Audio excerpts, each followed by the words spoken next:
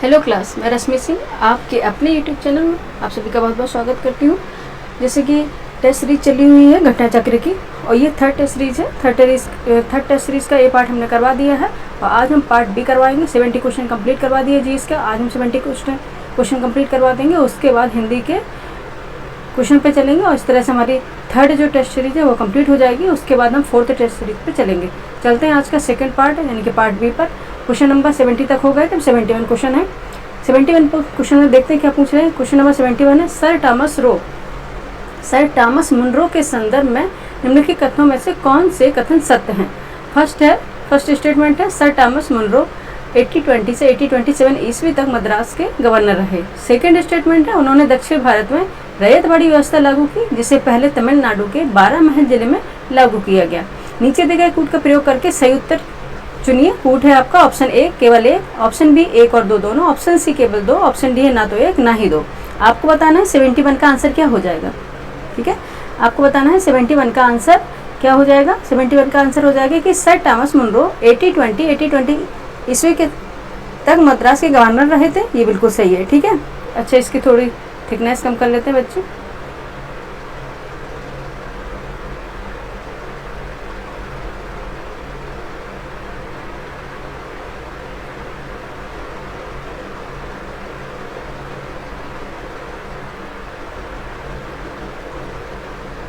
ठीक है, मद्रास के गवर्नर रहे थे, ये बात बिल्कुल सही है। उन्होंने दक्षिण भारत में रैयतवाड़ी व्यवस्था लागू की, जिससे पहले तमिलनाडु के 12 महल जिले में लागू किया गया।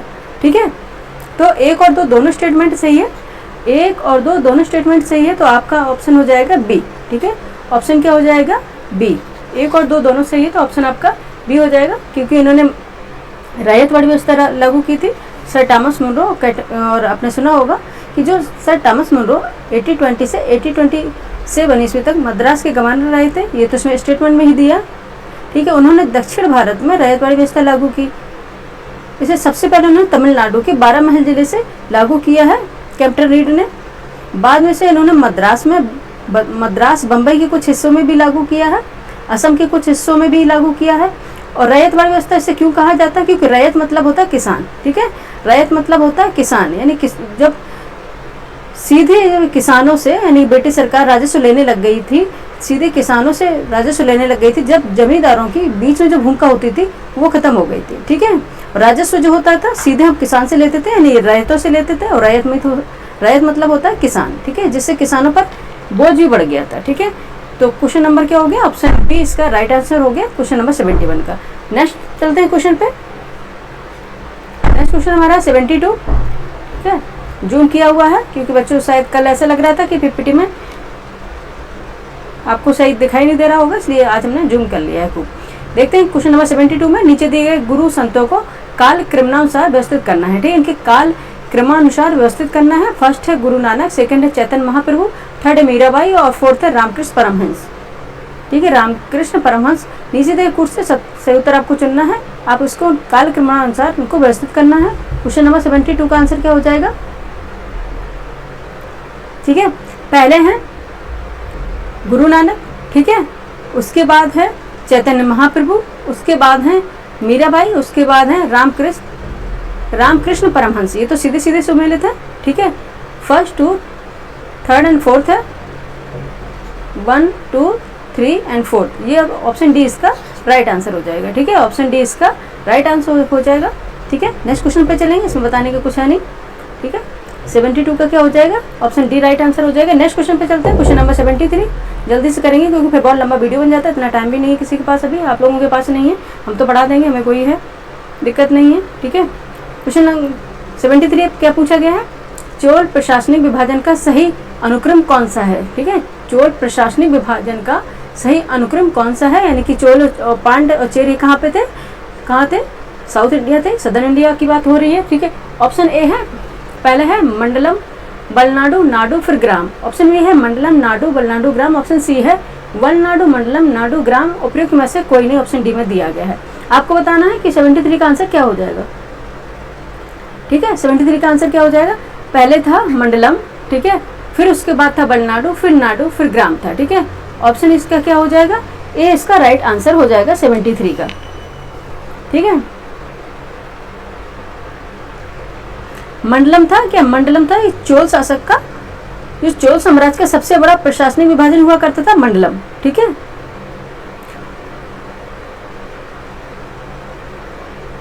ठीक है, जिनका शासन क्या होता था? वायसराय के अधीन हुआ करता था, और प्रत्येक मंडलम को कई वलनाडुओं में, यानी कई वलनाडु में विभाजित किया गया था। ठीक है, कई वलनाडुओं में विभाजित किया गया था, और जो वर्तमान में क्या है, कमिश्नरियों के समान है। अभी वर्तमान में वलनाडु क्या होते थे? कमिश्नरियों के समान होते थे। ठीक है, वलनाडु के अंतर्गत कई नाडु आते थे, ये वलनाडु है, इसके अंतर्गत ही कई नाडु आते थे। ठीक है, और ये क्या थे? एक जिले के समान थे नाडु। ठीक है, ये कमिश्नरी के समान थे वलनाडु, और नाडु थे एक जिले के समान थे। ठीक है, और बता दें आपको कि ग्राम संघ को कुर्रम कहा जाता था। ठीक है, ग्राम संघ को कुर्रम कहा जाता था, ये याद रखना है। ठीक है, इस तरह से आपका ऑर्डर हो गया, पहले मंडलम हो गया, फिर वलनाडु हो गया, फिर नाडु हो गया, फिर ग्राम हो गया। ठीक है, ये इंपॉर्टेंट है, इसमें स्टार लगाएंगे। इस तरह से क्वेश्चन अभी आयोग पूछ रहा है। ठीक है, नेक्स्ट चलते हैं नेक्स्ट क्वेश्चन पे। क्वेश्चन नंबर है 74। नीचे दो कथन दिए गए, जिसमें से एक को अभिकथन ए तो दूसरे को कारण आर कहा गया। अभिकथन ए है, रुद्रदामन का शासनकाल शकों के सांस्कृतिक और प्रशासनिक विकास का स्वर्ण युग माना जाता है। ठीक, कारण आर है, रुद्रदामन ने संस्कृत भाषा में अभिलेख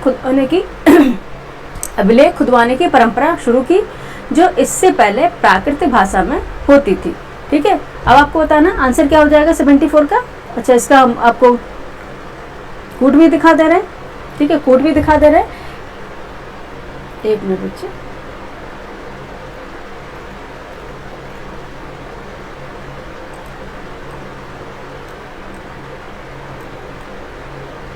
ठीक है, कूट क्या है? नीचे दिए गए कूट का प्रयोग कर सही उत्तर चुनना है। कूट ए है, ए सत्य है किंतु आर असत्य है, और बी है ए असत्य है किंतु आर सत्य है। ऑप्शन सी है ए आर दोनों सत्य है और ए की सही व्याख्या करता है, और डी है ए और आर दोनों सत्य है किंतु आर ए की सही व्याख्या नहीं करता है। 74 का आंसर क्या हो जाएगा बच्चे? कमेंट करके जल्दी से बताइए। ठीक है, अब देख लेते हैं यहाँ पे क्वेश्चन, तो क्योंकि आप लोग भूल ना जाए इसलिए आपको क्वेश्चन भी दिखा दे रहे हैं, एक मिनट। ठीक है, नीचे दो कथन दिए गए थे, कौन से? रुद्रदामन का शासनकाल शकों के सांस्कृतिक और प्रशासनिक विकास का स्वर्ण युग माना जाता है, बिल्कुल सही था। एक मिनट पहले लेते हैं। ठीक है, माना जाता है, बिल्कुल सही था। और आर था कि रुद्रदामन ने संस्कृत भाषा में अभिलेख खुदवाने की परंपरा शुरू की थी, जो इससे पहले प्राकृत भाषा में यानी कि प्राकृत भाषा में होती थी। ये दोनों स्टेटमेंट सही है, लेकिन ये एक दूसरे का स्पष्टीकरण नहीं है। ठीक है, स्पष्टीकरण नहीं है, तो ये क्या हो जाएगा? ऑप्शन डी इसका राइट आंसर हो जाएगा। दोनों सही है, लेकिन इनका स्पष्टीकरण नहीं होने के कारण ऑप्शन क्या हो जाएगा? इसका डी हो जाएगा। ठीक है, अब यहाँ पे चलते हैं अपने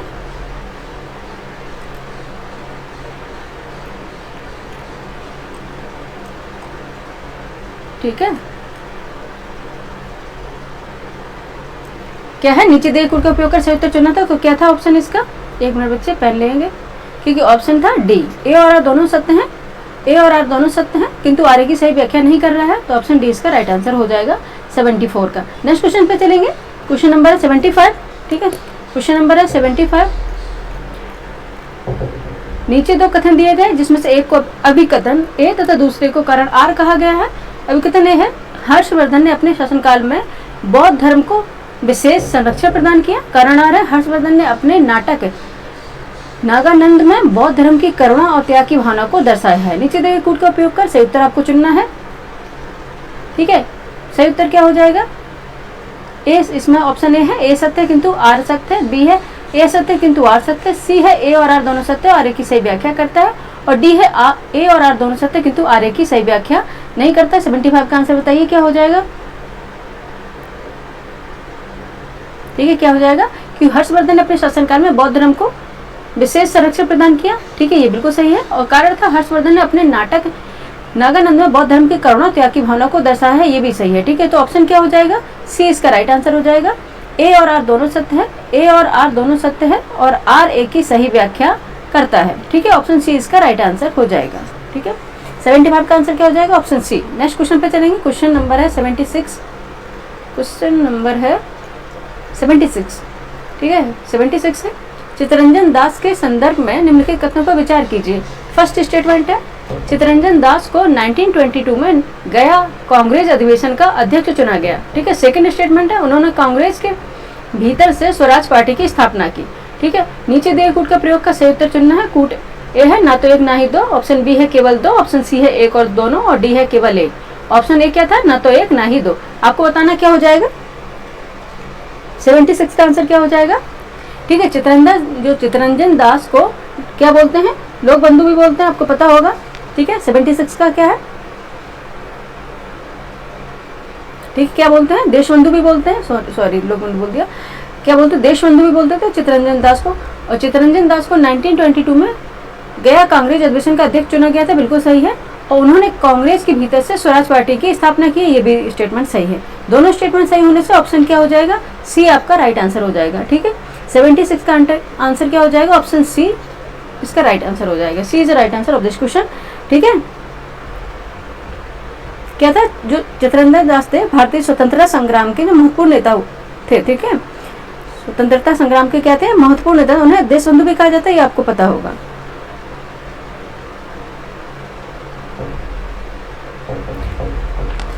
और 1923 में ठीक है, 1923 में यहाँ पे पेन पे, ठीक है, 1923 में स्वराज पार्टी की स्थापना की थी उन्होंने, चितरंजन दास जी ने। ठीक है, चितरंजन दास और मोतीलाल नेहरू ने कांग्रेस से अलग होकर क्या किया था, 1923 में स्वराज पार्टी की स्थापना की थी। ठीक है, तो इसलिए सेकंड स्टेटमेंट भी सही है और आपका ऑप्शन सी राइट आंसर हो जाएगा। नेक्स्ट क्वेश्चन पे चलेंगे, ये 1923 है, एक मिनट इसको इरेज कर देते हैं।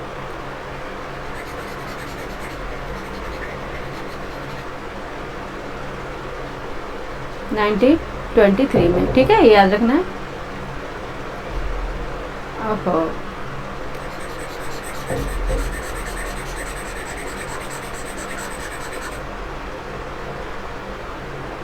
कब हुआ था, 1923। ठीक है, ये इन्होंने स्थापना की थी 1923 में। ठीक है, नेक्स्ट चलते हैं। नेक्स्ट क्वेश्चन क्या है, क्वेश्चन नंबर 77 है। ठीक है, क्वेश्चन नंबर 77 है।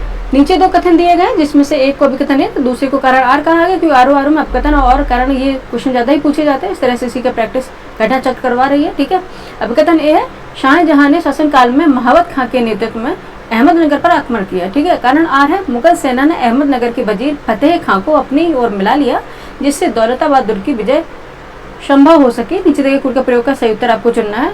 कूट है, ए सत्य किंतु आर असत्य, और बी है, अच्छा थोड़ा जूम कम करेंगे बच्चे, ये ज़्यादा ही क्योंकि इसमें पूरा नहीं आ पा रहा है। ठीक है, लेकिन फिर ज़्यादा ही छोटा हो जा रहा है बच्चे, क्या करें।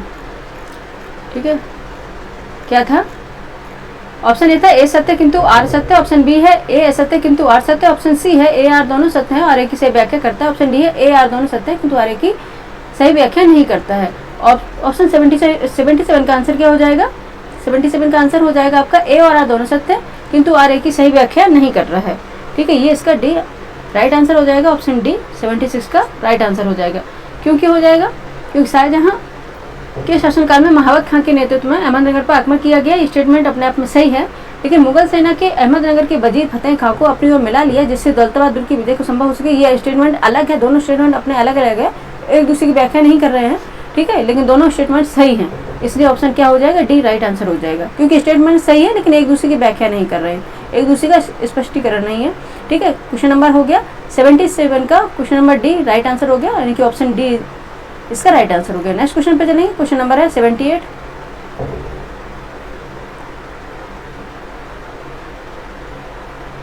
क्वेश्चन नंबर है 78। ठीक है, 78 है लोसांग। ठीक है, इस तरह से, क्योंकि अब पैटर्न चेंज हो रहा है, अब इस तरह से फोक डांस वगैरह है या फेस्टिवल वगैरह है जो किसी भी स्टेट में मनाए जाते हैं, वो अलग नाम से अब पूछे जा रहे हैं। तो लेटेस्ट जो अभी आयोग पैटर्न चेंज कर रहा है उसके अकॉर्डिंग 78 है क्वेश्चन। लोसांग या इसे बोलते हैं नामसांग भी बोलते हैं, त्योहार किस राज्य का प्रमुख पर्व है, किस राज्य का फेस्टिवल आपसे पूछा गया है। ऑप्शन ए अरुणाचल प्रदेश का, ऑप्शन बी मणिपुर का, ऑप्शन सी सिक्किम का, ऑप्शन डी नागालैंड का। बताइए किसका है, क्वेश्चन नंबर 78 किसका है, सिक्किम का है। ठीक है, कौन सा, सिक्किम का है। कौन सा, लोसांग नामसांग, और कौन सा त्योहार है, किसका है, सिक्किम राज्य का है त्योहार, और ये कब मनाया जाता है। ठीक है, ये कब मनाया जाता है, ये बता दें कौन सी जनजातियों द्वारा मनाया जाता है। ठीक है, लेप्चा और भूटिया, ठीक है, ये सिक्किम में ही पाई जाती है। लेप्चा एंड भूटिया 2 जनजातियां हैं, ये कहाँ पाई जाती हैं? सिक्किम में ही पाई जाती हैं, ठीक है। तो ट्राइब्स द्वारा ही मनाया जाता है, लेप्चा और भूटिया के द्वारा। लेसांग नामसांग ये क्या सिक्किम राज्य का त्यौहार है, दिसंबर माह में मनाया जाता है, यानी कि दिसंबर के महीने में, और फसल कटाई के जश्न से संबंधित है, यानी कि फसल कटाई के जश्न के रूप में ये मनाया जाता है। और लेप्चा भूटिया जनजातियों द्वारा मनाया जाता है, ठीक है, ठीक है। ये एक उनका लेप्चा भूटिया द्वारा मनाया जाना सिक्किम का एक महत्वपूर्ण क्या है फेस्टिवल हो गया ये। नेक्स्ट देखते हैं, 78 तक क्वेश्चन हो गया। नेक्स्ट क्वेश्चन पे चलेंगे 79 पे, ठीक है, 79 क्वेश्चन पे चलेंगे। एक मिनट बच्चे,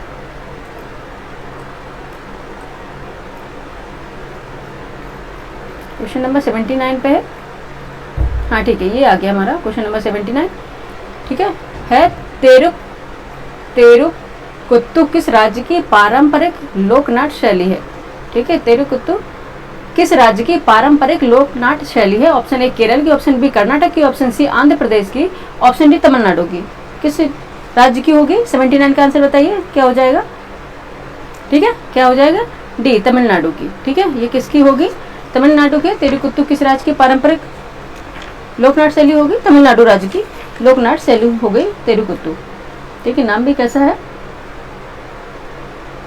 ठीक है। तेरुकुत्तु का मतलब क्या होता है? इसका शाब्दिक अर्थ हम देखें, सड़क पर किए जाने वाले नाटक, नुक्कड़ नाटक जो होते हैं, जो सड़कों पर किए जाते हैं, उन्हें तेरुकुत्तु बोलते हैं तमिलनाडु में,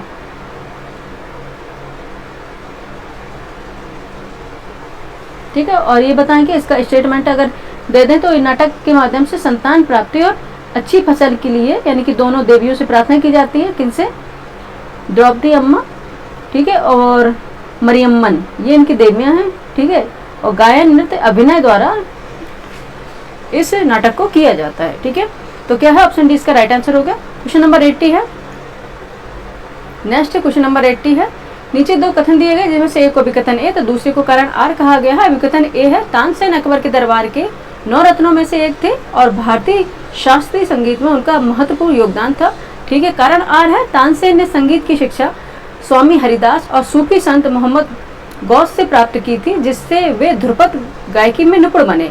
नीचे दिए गए कूट का उपयोग का सही उत्तर आपको चुनना है। ऑप्शन ए है ए सत्य किंतु आर असत्य है, ए सत्य किंतु आर असत्य है। ऑप्शन बी है ए असत्य किंतु आर सत्य। ऑप्शन सी है ए आर दोनों सत्य और ए की सही व्याख्या करता है। और ऑप्शन डी है ए आर दोनों सत्य किंतु आर ए की सही व्याख्या नहीं करता है, ठीक है। क्या हो जाएगा इसका आंसर? तानसेन अकबर के दरबार के 9 रत्नों में से एक थे और भारतीय शास्त्रीय संगीत में उनका महत्वपूर्ण योगदान था, ठीक है। Absolutely correct this statement. Next statement है, कारण आर इसका बताया गया, तानसेन ने संगीत की शिक्षा स्वामी हरिदास और सूफी संत मोहम्मद गौस से प्राप्त की थी, जिससे ध्रुपद गायकी में निपुण बने। ये भी कारण इसका सही है, ठीक है, ये भी कारण सही है। तो फिर आंसर आपका क्या होना चाहिए इसका? क्वेश्चन नंबर 80 का आंसर क्या होना चाहिए? हो जाएगा आपका आंसर ए और आर दोनों सत्य है और आर ए की सही व्याख्या करता है, ठीक है। ऑप्शन सी इसका राइट आंसर हो गया, ठीक है। नेक्स्ट क्वेश्चन पे चलेंगे। नेक्स्ट क्वेश्चन है हमारा 81। नीचे सूची फर्स्ट को सूची सेकंड से सुमेलित कीजिए तथा दिए गए कूट का उपयोग कर सही उत्तर का चयन कीजिए। सूची फर्स्ट है, एक तरफ सूची सेकंड है। एक तरफ आपका गुप्तकालीन मंदिर है, दूसरी तरफ उनकी विशेषता है, उनसे आपको सुमेलित करना, उसके बाद ही आंसर ये निकलेगा, ठीक है, उसके बाद ही आंसर निकलेगा।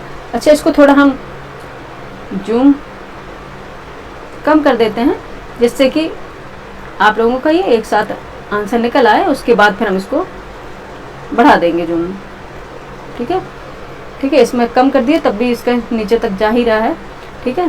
और कूट ये दिए गए हैं आपके, ठीक है।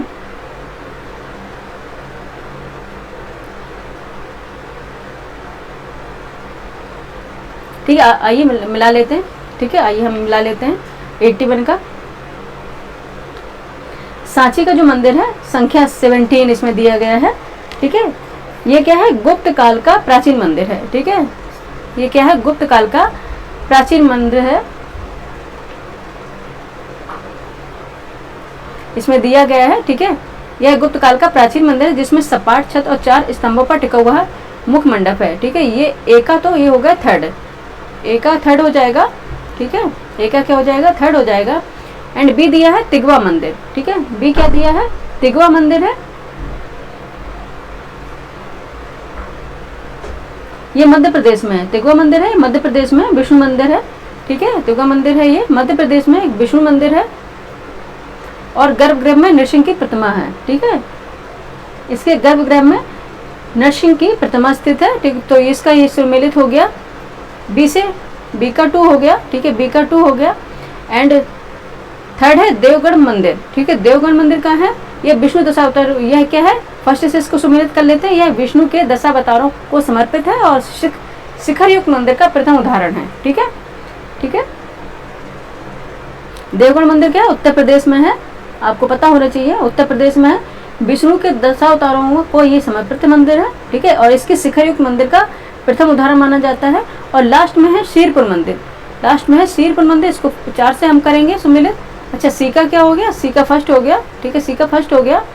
और डी का लास्ट में क्या हो गया? यह लक्ष्मण मंदिर है और यह लक्ष्मण मंदिर है और वक्र रेखी शिखर का प्राचीनतम उदाहरण है, ठीक है। और ये कहाँ पे? छत्तीसगढ़ में, याद रखना। शीरपुर मंदिर है, ये कहाँ पे? छत्तीसगढ़, यहाँ पे हम लिख दे रहे हैं, ठीक है। ज्यादा ही पतला हो गया बच्चों, मुझे लगता है।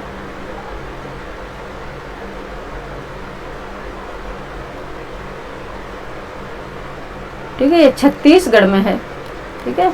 शिवपुर मंदिर छत्तीसगढ़ में है और लक्ष्मण मंदिर है ये, ठीक है। वक्र रेखी शिखर का प्राचीनतम उदाहरण है, यह ईंटों से निर्मित है, लक्ष्मण मंदिर। और देवगढ़ मंदिर कहाँ है? दशावतार मंदिर उत्तर प्रदेश में। उत्तर प्रदेश में कहाँ? कमेंट करके बताइए, उत्तर प्रदेश में भी कहाँ पे, ठीक है, ये बताना है। और तिगवा मंदिर है, ये मध्य प्रदेश में है, यहाँ पे हम MP लिख दे रहे हैं क्योंकि प्लेस भी पूछ सकते हैं, ठीक है।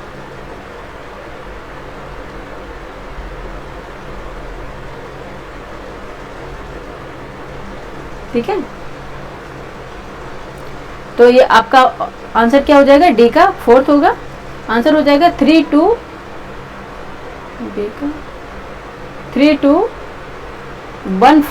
ठीक है, 3214 हो जाएगा। देखते कहाँ निकल रहा है इसका आंसर।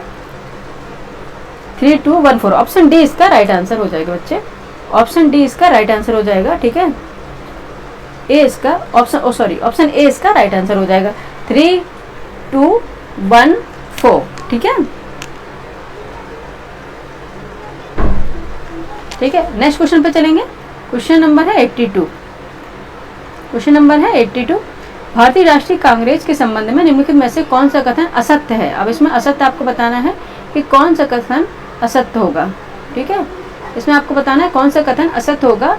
ऑप्शन ए है, वर्ष 1907 में सूरत में आयोजित कांग्रेस के 23वें वार्षिक अधिवेशन में नरम दल और गरम दल के बीच, यानी कि नरम दल था और गरम दल के बीच मतभेद उभर कर सामने आए।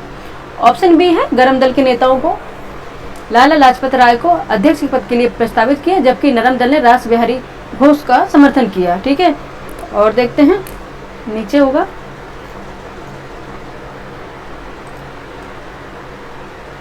ठीक है, सम्मेलन में उग्रवादियों द्वारा, ठीक है, ऑप्शन सी है, सम्मेलन में उग्रवादियों द्वारा वर्ष 1906 में पास करवाए गए प्रस्ताव स्वदेशी बहिष्कार, राष्ट्रीय शिक्षा और स्वशासन को लेकर दोनों गुटों में विवाद बढ़ गया। और अब लास्ट में ऑप्शन डी है, अंततः लाला लाजपत राय कांग्रेस के अध्यक्ष चुने गए और गरम दल का प्रभाव बढ़ गया। ये गलत होगा, ठीक है, इसमें गलत पूछा गया था, 82 में गलत पूछा गया था, तो ऑप्शन डी ही इसका आंसर होगा, क्योंकि लाला लाजपत राय इसके अध्यक्ष नहीं बन पाए कभी भी, ठीक है।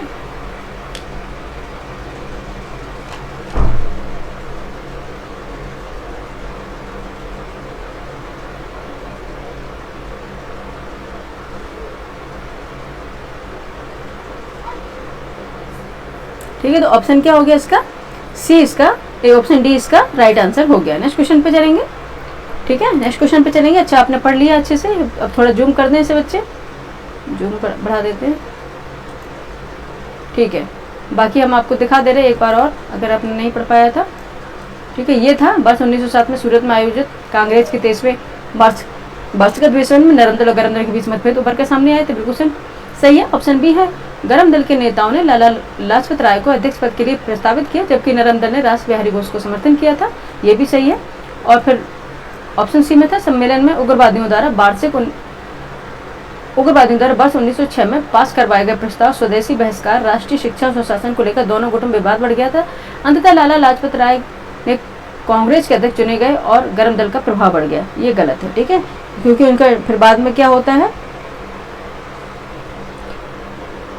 गुटों में टकराव हो जाने के कारण, गर्म और नरम दल के कारण कांग्रेस दो भागों में विभाजित हो जाती है, ठीक है।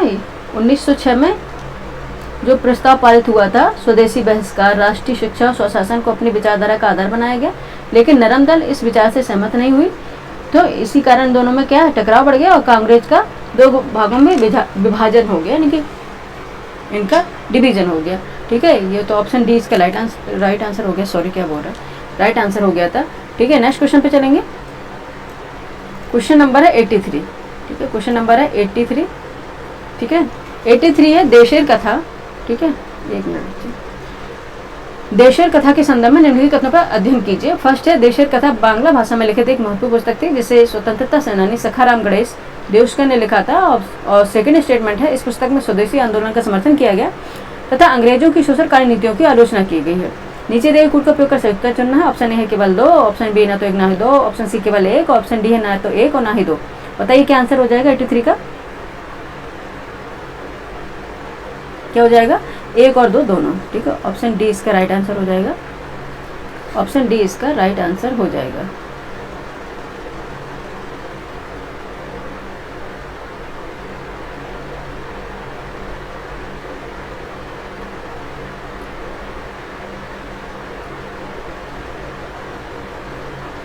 ठीक है, ऑप्शन डी इसका राइट आंसर हो जाएगा, देशेर कथा वाली, ठीक है, पढ़ लिया। नेक्स्ट क्वेश्चन पे चलेंगे। नेक्स्ट क्वेश्चन है, एक मिनट बच्चे, इसका डी इसका राइट आंसर हो जाएगा, ठीक है। नेक्स्ट क्वेश्चन पे चलेंगे। क्वेश्चन नंबर है, यदि किसी कोड भाषा में एलसी को 6 तथा टी को 10 लिखा जाता है तो उसी कोड भाषा में पीडी का कोड क्या होगा, ठीक है। ये बताया, रीजनिंग का क्वेश्चन है, ठीक है, कोडिंग डिकोडिंग वाला, ठीक है। यदि किसी भाषा को एलसी को 6, ठीक है, अब यहाँ पे हम थोड़ा पेन को पतला करना पड़ेगा तभी लिख पाएंगे, ठीक है। क्या होता है, एलसी को 6 से लिखते हैं, यानी कि एलसी को क्या लिख रहे हैं, 6 से लिख रहे हैं, और टीई को क्या लिख रहे हैं, 10 लिख रहे हैं, तो उसी कोड भाषा में पीडी को क्या लिखना होगा। तो एलसी को 6 से लिखने का मतलब है, एल का प्लेस वैल्यू क्या है, एल का प्लेस वैल्यू है 12, ठीक है, 12 है एल का प्लेस वैल्यू, ठीक है। और सी का प्लेस वैल्यू है 3, 12 3 का कितना हो जाएगा 36, और 36 किसका स्क्वायर है, 6 का, ठीक है। तो ये 6 आ गया, ठीक है। और टी है, टी की प्लेस वैल्यू कितनी है बच्चे, टी की प्लेस वैल्यू है 20 और ई की प्लेस वैल्यू है 5, ठीक है, ई की प्लेस वैल्यू 5 है। अब इनको मल्टीप्लाई करेंगे तो कितना आएगा 100, और 100 का स्क्वायर कितना हो जाएगा, इसका स्क्वायर है ये 10 का है, ठीक है। 100 किसका है 10, यानी 10 का है, तो ये 10 आ गया। वही उन्हें पूछा पीडी का क्या होगा, तो पी की प्लेस वैल्यू क्या है बच्चे 16 है, पी की प्लेस वैल्यू क्या है 16 है, और डी की प्लेस वैल्यू है 4, 16 4 जा कितना हुआ बच्चे 64 हो गया। 64 किसका स्क्वायर है 8 का, ठीक है, ठीक है, 8 का स्क्वायर हो गया, तो ठीक है, तो क्या हो जाएगा 8 इसका जो है नया, ठीक है। तो नया क्या निकल आएगा बच्चे 8 इसका नया, एक मिनट बच्चे, ये निकल आएगा, ठीक है। बाकी हमने तो बता ही दिया, 8 इसका आंसर हो जाएगा, ऑप्शन बी इसका राइट आंसर हो जाएगा, ठीक है। इसकी पीडी की वैल्यू निकाल दी थी यहाँ पे, क्योंकि वो उसमें दिखाई नहीं दे रहा था, इसलिए हमने इसको डिलीट कर दिया है। इसमें बस प्लेस वैल्यू निकाल के मल्टीप्लाई करना है, ठीक है। 16 है और डी की कितनी है बच्चे 4 थी, ठीक है, ये 164 आ गया था, और ये किसका है 8 का, ठीक है, स्क्वायर, बस ये आ गया। नेक्स्ट देखते हैं 85 है, एक घड़ी जो 85 है, 84 का कितना आ गया बच्चे आंसर, बी आ गया, ठीक है, सही है। 85 है, एक घड़ी जो रविवार को दोपहर 2 बजे 3 मिनट पीछे और मंगलवार को दोपहर 2 बजे 5 मिनट, मंगलवार को दोपहर में 2 बजे 5 मिनट आगे, एक नंबर, बहुत गर्मी हो रही है, 5 मिनट आगे है। इस घड़ी ने ठीक समय कब दिखाया, आपको बताना है, ठीक है, 85 का, ठीक है। अब देखेंगे कि 2 बजे से 3 मिनट पीछे और मंगलवार को दोपहर 2 बजे 5 मिनट आगे, इस घड़ी ने ठीक समय कब बताया है। अभी हम इसमें देख लेंगे, रविवार दोपहर 2 बजे से मंगलवार दोपहर 2 बजे तक कुल समय 48 घंटे हो गया, ठीक है। 48 घंटे हो गया कि हम देखेंगे रविवार दोपहर 2 बजे से मंगलवार दोपहर 2 बजे तक 48 घंटे हो गया, ठीक है। और मिनट अगर देख लेते हैं कौन कौन से मिनट, 3 + 2, 3 मिनट पीछे थे, मंगलवार को 2 बजे 5 मिनट आगे थे, हाँ ठीक 5 मिनट आगे थे। तो ये मिनट को भी ऐड कर लेते हैं हम, 5 + 3 यानी कि 8 मिनट ये हो गया, ठीक है 8 मिनट ये हो गया, 48 घंटे, ठीक है। तो क्या होती है 48 घंटे में घड़ी 8 मिनट आगे बढ़ती है, ठीक है। 48 घंटे में घड़ी कितनी है, 8 मिनट आगे बढ़ती है, ठीक है। तो इसने बताया कि इस घड़ी ठीक समय कब दिखाया,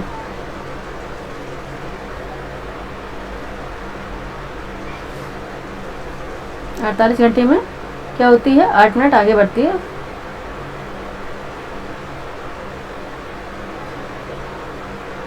ठीक है। तो क्या होता है हम इसको बताएंगे। तो 3 मिनट को बढ़ने में उसमें समय लगेगा, अगर 3 मिनट आगे बढ़ेगी, ठीक है, तो कितना समय लगेगा, 3 मिनट अगर आगे बढ़ेगी तो इसको लगेगा 48 घंटे, तो ये हो गए और 8 मिनट हो गए, ठीक है, और 3 मिनट में बढ़ रही है, ठीक है। तो इसको हम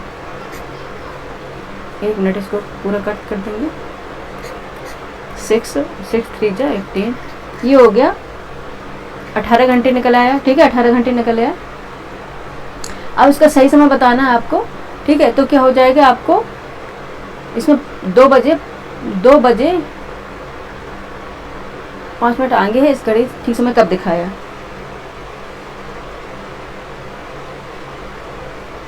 हाँ ठीक है। तो 2 बजे होता था उसमें 18 घंटे, ठीक है, क्योंकि 2 बजे की बात हुई थी, उसमें 18 घंटे प्लस कर देते हैं तो कितना हो जाएगा, तो हो जाएगा सोमवार प्रातः 8 बजे, ठीक है, सोमवार प्रातः 8 बजे। ऑप्शन सी इसका राइट आंसर हो जाएगा, ठीक है। 1 मिनट इसको इरेज कर देते हैं, दिखाई नहीं दे रहा हमें कुछ, ठीक है। तो आंसर आपका हो जाएगा, आंसर हो जाएगा ये, 1 मिनट पेन नहीं आ रहा, ठीक है, ऑप्शन सी इसका राइट आंसर हो जाएगा, ठीक है। 85 का आंसर हो जाएगा सी, ठीक है। बाकी आप इसे घर पे करके भी देख लीजिए, ठीक है। सी आंसर इसका राइट आंसर हो जाएगा। नेक्स्ट क्वेश्चन पर चलेंगे। एक कक्षा में 31 छात्रों में अनूप और सुनील का क्रम ऊपर से क्रम से 7वां और 11वां है, कक्षा में नीचे से उसका क्रम क्या होगा, ये पूछा गया है, ठीक है। नीचे से उसका क्रम क्या होगा, 86 का आंसर बताना है आपको, ठीक है। कुल छात्र कितने हैं, 31 है, ठीक है। और अनूप का क्रम कितना है, अनूप और सुनील का क्रम ऊपर से क्रम से 7वां और 11वां, अनूप का 7वां है, यानी कि अनूप का यहाँ पे लिख देते हैं, अनूप का कितना है, 1 मिनट हमारा पेन भी तो दिक्कत कर रहा है, अनूप का है 7वां और सुनील का क्या था, 11वां, ठीक है, यानी कि 11th पोजीशन पे है।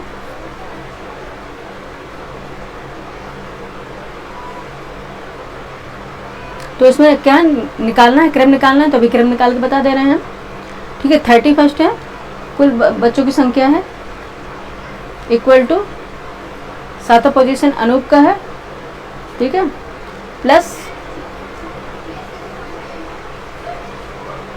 ठीक है, प्लस क्या है, अगर इसमें या तो माइनस करते हैं, या अनूप का कक्षा में नीचे से क्रम क्या होगा, ठीक है, अनूप का कक्षा में नीचे से क्रम क्या होगा, -1 कर देंगे यहाँ पे, ठीक है, -1 कर देंगे,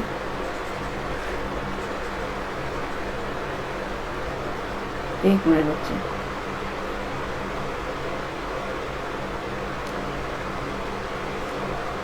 ठीक है। तो आंसर आपका हो जाएगा,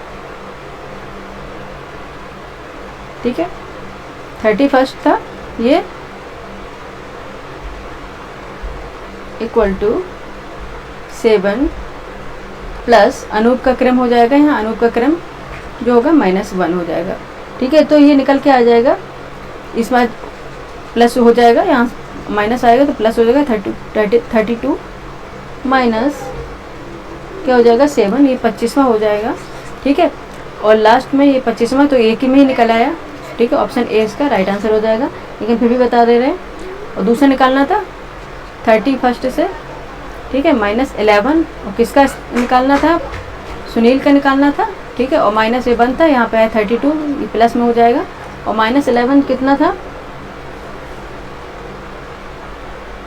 तो ये आएगा 21, ठीक है 21 आ जाएगा, ठीक है 32 में, तो ये हो गया, ये आंसर आ जाएगा आपका, ठीक है ऑप्शन ए इसका राइट आंसर हो जाएगा। नीचे देखेंगे नेक्स्ट क्वेश्चन है, क्या हो गया आंसर 86 का ए हो गया। नेक्स्ट क्वेश्चन है 87, दिए गए विकल्पों में से संबंधित संख्या का चयन कीजिए, ठीक है दिए गए विकल्पों में से संबंधित संख्या का चयन कीजिए। 87 4 17, ठीक है 4 17, ठीक है 7, इसके आगे नेक्स्ट संख्या कौन सी होगी, ठीक है नेक्स्ट संख्या कौन सी होगी ये आपको बतानी है।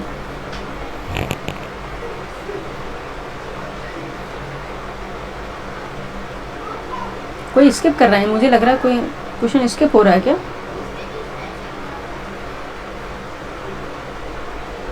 ठीक है, ठीक है इसमें अगर हम मल्टीप्लाई करेंगे 4 का, 4 मल्टीप्लाई 4, 4 4 जा 16 प्लस 1 ये हो गया 17, ठीक है।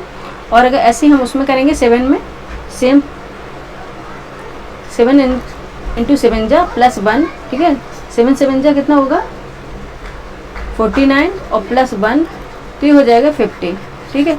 तो कहाँ पे हो गया 50, ये इसका ऑप्शन ए इसका राइट आंसर हो जाएगा, ठीक है ऑप्शन ए इसका राइट आंसर हो जाएगा, ठीक है। नेक्स्ट क्वेश्चन पे चलेंगे।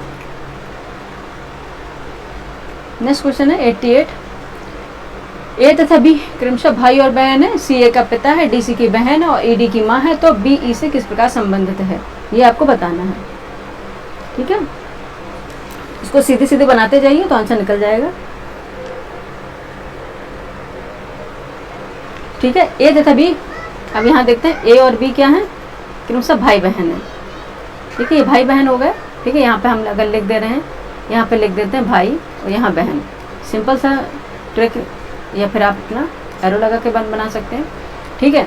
भाई बहन और सी ए का पिता है, और जो सी है वो ए का पिता हो गया, यहाँ सी हो गया, सी क्या हो गया पिता हो गया ए का, ठीक है। जब सी ए का पिता है तो इसका भी पिता होगा बी का भी, ठीक है। और डी सी की बहन है, और जो डी है वो सी की बहन है, तो डी यहाँ आ गई, ठीक है डी यहाँ हो गई, सी की बहन है यहाँ पे कर देते हैं, ठीक है डी है यहाँ, ओके यहाँ डी आएगा, सी की बहन है, ये बहन हो गई, इसकी बहन है तो इसकी बुआ हो गई, ठीक है। और ई है डी की माँ है, जो ई यहाँ पे आ गई, ई है ये डी की माँ है, ठीक है ये ई की माँ है, तो बी ई से किस प्रकार संबंधित है, तो ये बहन थी, ठीक है ये बुआ है, और बुआ है ये बुआ है, ठीक है जो डी, और ये ऊपर जो है इनकी क्या है दादी है, तो ये पोती हो गई, ठीक है। तो ऑप्शन बी इसका राइट आंसर हो गया, ऑप्शन बी इसका राइट आंसर हो गया, ठीक है। तो ये क्या हो गई पोती हो गई बच्चे, ठीक है पोती हो गई, ऑप्शन बी इसका राइट आंसर हो गया। 88 का क्या हो गया ऑप्शन बी,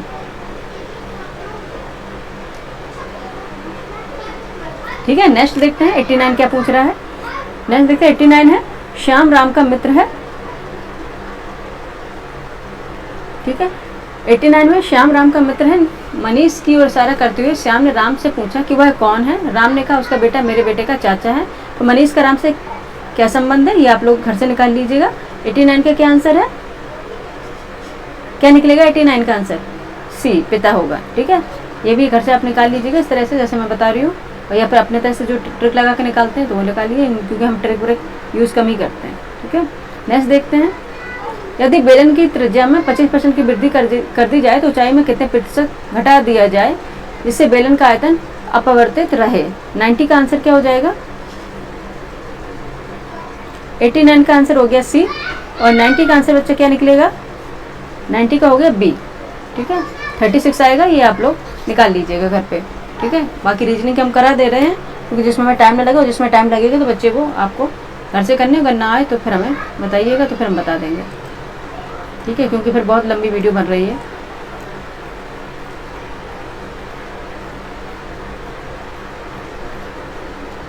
नाइन्टी 91 पे देख रहे हैं, ठीक है। 91 के कोई ये भी रीजनिंग का क्वेश्चन है। 91 है, यदि दो बहुपदों में एलसीएम और एचसीएफ की बात है, ये है, और उनमें से गुणनखंड निकाल के इसमें निकालना है, ठीक है। 91 का आंसर आपका क्या हो जाएगा ए हो जाएगा, ठीक है। ए इसका आंसर आएगा बच्चे, निकाल लेंगे, ठीक है, निकाल लीजिएगा। ए इसका आंसर आएगा 91 का ए, ठीक है। जीएस करवाना है, रीजनिंग भी करवा रहे हैं, लेकिन फिर रीजनिंग की क्लास में आप रीजनिंग पढ़ लेंगे तो रीजनिंग का हम क्वेश्चन अलग ही करवाएंगे। 91 का ए हो गया।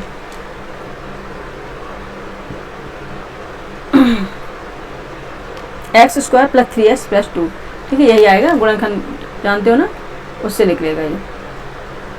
यहाँ देखिए 92, यदि 31 मार्च 2008 को सोमवार है तो 31 मार्च 2011 को कौन सा दिन होगा, ये आपसे पूछा गया है। तो आपको निकालना है 92 का क्या हो जाएगा।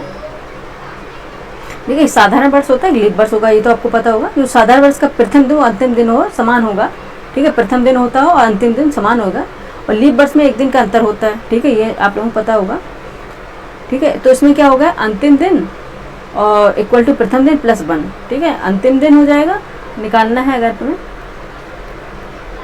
अंतिम दिन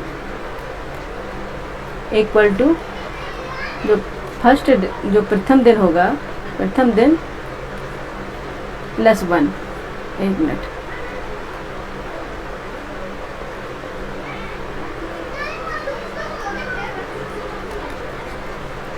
अंतिम दिन है इक्वल टू प्रथम दिन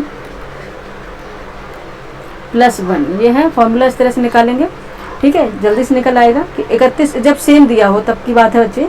अगर 31 मार्च 2008 का दिन है तो सोमवार होगा, ठीक है, ये तो इसमें दिया है, ठीक है, सोमवार होगा, और फिर 31 मार्च 3 साल का अंतर है ना, ठीक है, 31 मार्च अगर 2009 की बात हो, ठीक है, 2009 की है तो क्या होगा, सोमवार है, सोमवार में इसमें देखा प्रथम दिन है, सोमवार है, प्लस इसमें अगर फर्स्ट एक दिन ऐड कर देंगे, प्रथम दिन सोमवार है, और उसके बाद ये क्या आ जाएगा, मंगलवार आ जाएगा, ठीक है, मंगलवार आ गया, ठीक है।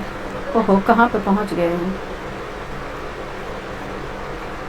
ठीक है, मंगलवार आ गया ये, और उसके बाद 31 मार्च ये 2011 तक आपको देखना है ना, फिर 31 मार्च 2010 का दिन देखेंगे तो ये मंगलवार था, मंगलवार प्लस करेंगे तो ये हो जाएगा बुधवार, ठीक है, 2010 तक बुधवार निकल आएगा, ठीक है, बुधवार निकलेगा, और उसके बाद चलेंगे हम 31 मार्च, पेन की निब तो बिल्कुल अंदर ही चलेगी, इसको आज देखना पड़ेगा, 31 मार्च, ठीक है, 2011, तो इसमें अगर बुधवार है, इसमें एक दिन अगर प्लस कर देंगे तो फिर निकलेगा आपका बृहस्पतिवार, यानी कि गुरुवार या थर्सडे,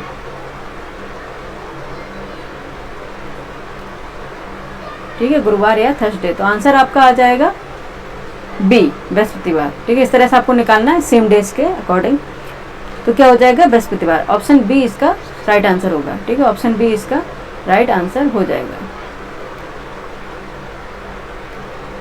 ठीक है, ये इसका राइट आंसर होगा। नेक्स्ट क्वेश्चन पे चलते हैं, 93 है, निम्न कथनों पर का संदर्भ लें, निम्न कथनों का संदर्भ लें, सभी बालक सत्यवादी हैं और कमल बालक है, ठीक है, सभी बालक सत्यवादी हैं, ठीक है, और कमल बालक है। अब उसको वैन आरेख आपको बनाना है, ठीक है, यहाँ पे बालक होगा, ठीक है, ये बालक है, ठीक है, बालक है, इसमें बोला है सभी बालक सत्यवादी, ये सभी सत्यवादी, तो ये हो गया सत्यवादी, ठीक है, सत्यवादी हो गए, ठीक है, और उसमें कमल बालक है, तो ये सभी बालक हैं, ठीक है, सभी बालक सत्यवादी हैं, क्योंकि ये बालक हो गया और सभी बालक सत्यवादी हो गए, और लास्ट सेकंड स्टेटमेंट है कमल बालक है, तो ये बालक में यहाँ कमल आ जाएगी, ये है कमल, ठीक है, ये हो गया कमल, कमल, ठीक है, और ये बालक है और ये सत्यवादी है। और आपको अब इस अकॉर्डिंग आपको देखना निष्कर्ष, कमल सत्यवादी है, ठीक है, और सेकंड है सभी सत्यवादी बालक होते हैं, ठीक है, सभी सत्यवादी बालक होते हैं, ठीक है, तो नीचे दिए कूट का प्रयोग कर आपको सही उत्तर चुनना है।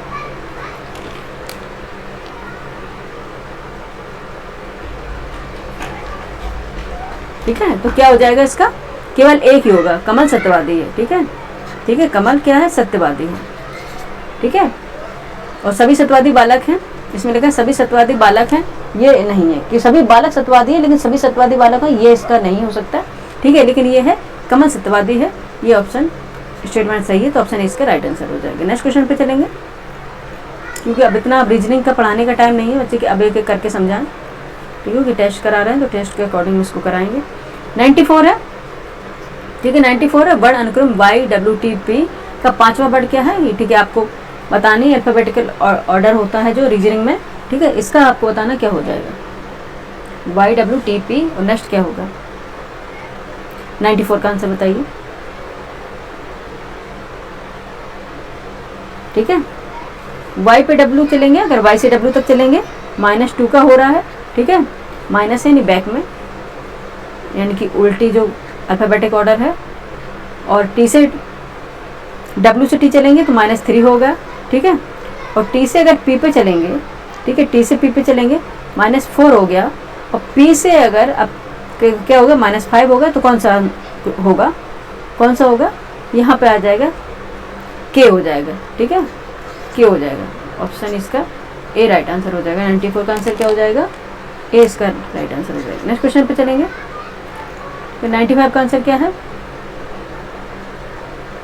95 का सी है।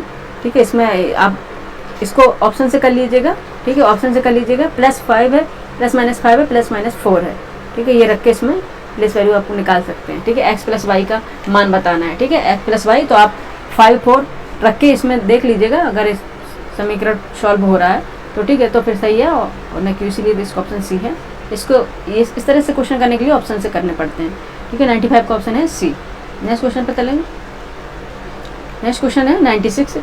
एक गुप्त कोड संदेश में होटल को 300 के रूप में कोडित किया गया और हॉस्टल को कोड क्या होगा। तो हॉस्टल का कोड क्या होगा ये आपको बताना। कोडिंग डिकोडिंग का है, क्या हो जाएगा। 96 का आंसर बताइए। जल्दी जल्दी से करते हैं क्योंकि इसमें ही टाइम लग जाता है हमेशा। ठीक है, 96 का आंसर क्या हो जाएगा बताइए। ठीक है, होटल को, तो इसकी सबकी प्लेस वैल्यू पहले निकाल लेते हैं। ठीक है, HOTEL। ठीक है, सबकी प्लेस वैल्यू पहले निकाल लेते हैं। H की कितनी है, 8 है। O की कितनी है, 15 है। ठीक है, और T की 20 है। E की 5 है और L का है 12 है। ठीक है, इनको प्लस कर देते हैं सभी को, इनको सभी को प्लस करेंगे, इनको सबको प्लस करेंगे तो कितना आएगा, 60 आ जाएगा। ठीक है, और ये कितने 1 2 3 4 5, और ये कितने वर्ड हैं, कितने हैं नंबर, 5 हैं। ठीक है, कितने अल्फ़ाबेट हैं, 5 है। 1 2 3 4 5, तो इसको 5 से मल्टीप्लाई करेंगे। 6 3 जा 6 5 जा 30, और ये 300, 65 जा 300। ठीक है, ये इसका आंसर हो गया।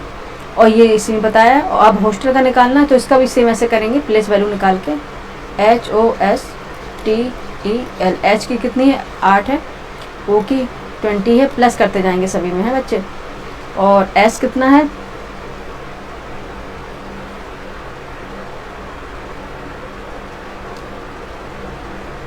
O की 20 हमने कर दुआ दी क्या, नहीं 15 बच्चे। ओहो, यहाँ 15 करना है, 1 मिनट, तभी मैं सोचूं कि मैं कुछ गलत तो बोल रही हूँ।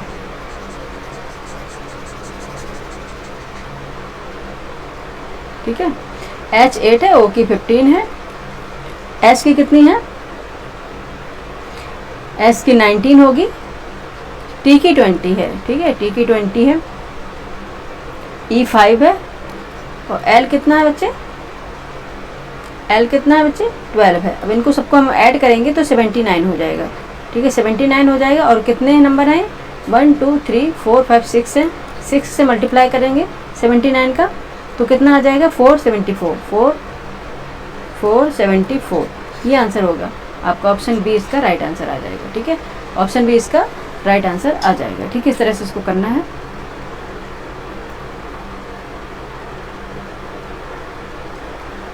ठीक है, तो क्या हो जाएगा इसका आंसर, ऑप्शन बी। ठीक है, जिस तरह से बताया बस उस तरह से करना है। नेक्स्ट है 97। निम्नलिखित आधार वाक्यों से नीचे दिए गए निष्कर्षों में से कौन सा एक वैध निष्कर्ष निकाला जा सकता है। ठीक है, आधार वाक्य सभी वैज्ञानिक स्नातक हैं और सेकंड है कोई सुपरवाइजर स्नातक नहीं। तो जिस तरह से बोलो उस तरह से आप वैनारिक पहले बना लिए। ठीक है, पहले वैनारिक बना लेते हैं। सभी वैज्ञानिक, ठीक है, सभी यहाँ वैज्ञानिक होगा, ये वैज्ञानिक। ठीक है, सभी वैज्ञानिक क्या हैं, स्नातक हैं। ठीक है, सभी वैज्ञानिक क्या हैं, ये स्नातक हो गए। ठीक है, सभी वैज्ञानिक क्या हो गए, स्नातक हो गए हैं। और है कोई सुपरवाइजर स्नातक नहीं है, कोई भी सुपरवाइजर क्या है, स्नातक नहीं। ये लास्ट में इधर आ जाएगा, सुपरवाइजर।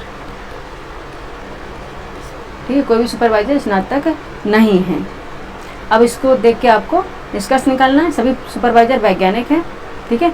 सभी सुपरवाइजर वैज्ञानिक है, बिल्कुल ही नहीं, क्योंकि इससे बिल्कुल अलग ही है। सभी स्नातक वैज्ञानिक हैं, सभी स्नातक वैज्ञानिक हैं, ठीक है, सभी स्नातक वैज्ञानिक हैं,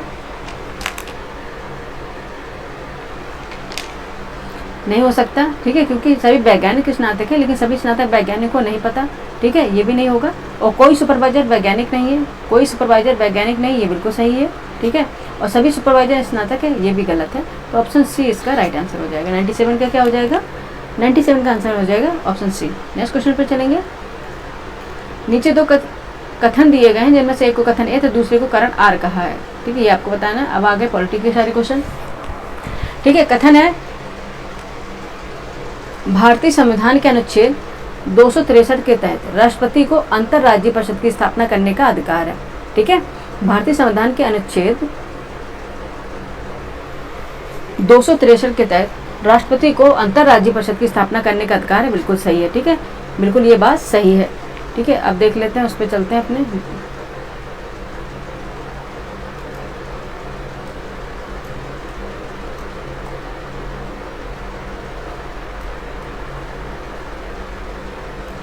ठीक है, कारण है कि कारण आर है, अंतरराज्यीय परिषद का उद्देश्य राज्यों और केंद्र सरकार के बीच समन्वय स्थापित करना है, ठीक है, ये भी सही है, ठीक है, ये भी सही है। जब दोनों सही है तो क्या क्या इसका हो जाएगा? कथन और कारण दोनों सही है, ठीक है, कथन और कारण दोनों सही है, और कारण कथन का सही स्पष्टीकरण है। ऑप्शन ए इसका राइट आंसर हो जाएगा, ठीक है। 98 का ऑप्शन ए राइट आंसर हो जाएगा। नेक्स्ट क्वेश्चन पे चलेंगे। सूची फर्स्ट को सूची सेकंड से सुमिलित कीजिए। 99 है, क्वेश्चन नंबर 99 है। सूची फर्स्ट को सूची सेकंड से सुमिलित कीजिए तथा नीचे दिए गए कूट की सहायता से सही उत्तर का चयन कीजिए। सूची फर्स्ट एक तरफ सूची सेकंड है, संवैधानिक प्रावधान है, एक तरफ अनुच्छेद है, इनको आपको सुमिलित करना है, तब उसके बाद आंसर निकलेगा।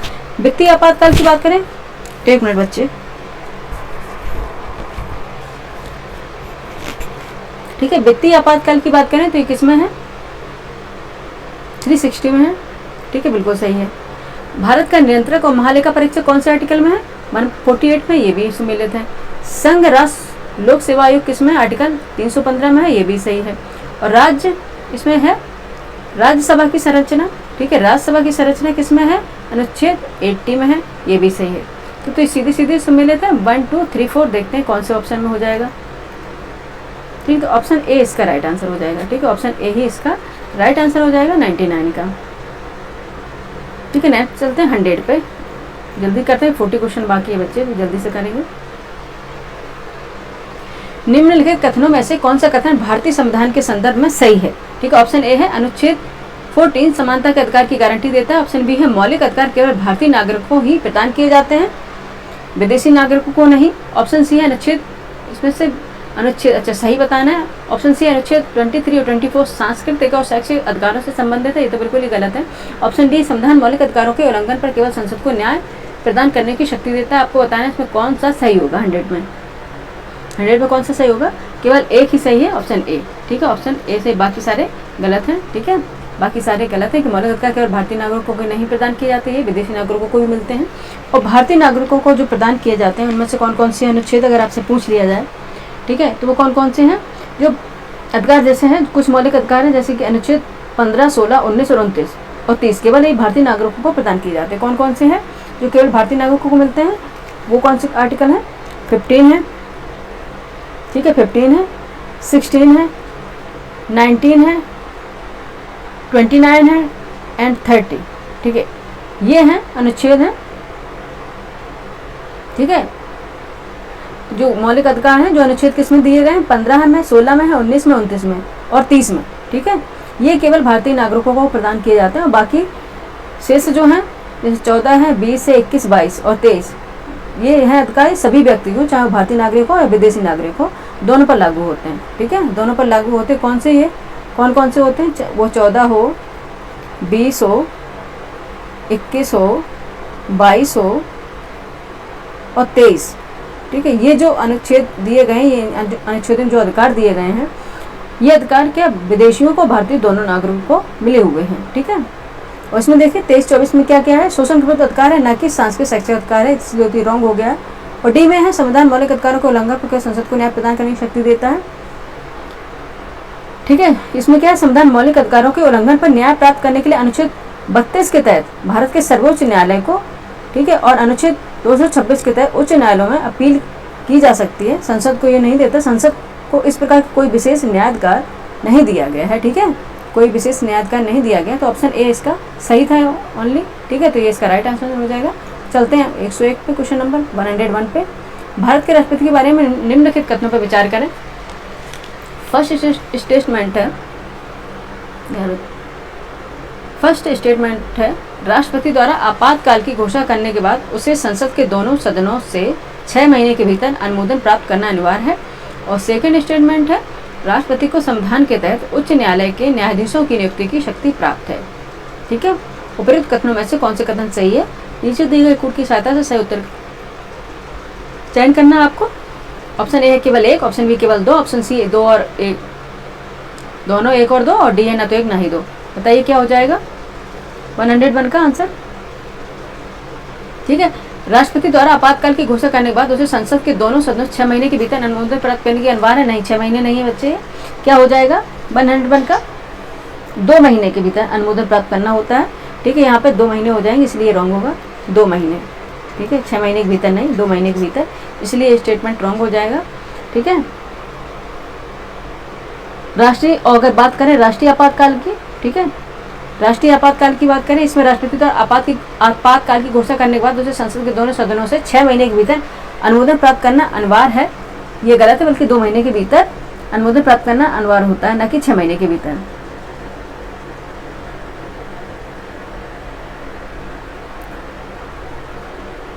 ये आर्टिकल 356 के तहत है, ठीक है। अगर आर्टिकल 352 है तो उसके भीतर आपको कम से कम 1 महीने के भीतर अनुमोदन करना अनिवार्य होगा। और राष्ट्रपति को संविधान के तहत उच्च न्यायालय के न्यायाधीशों की नियुक्ति की शक्ति प्राप्त है, ठीक है।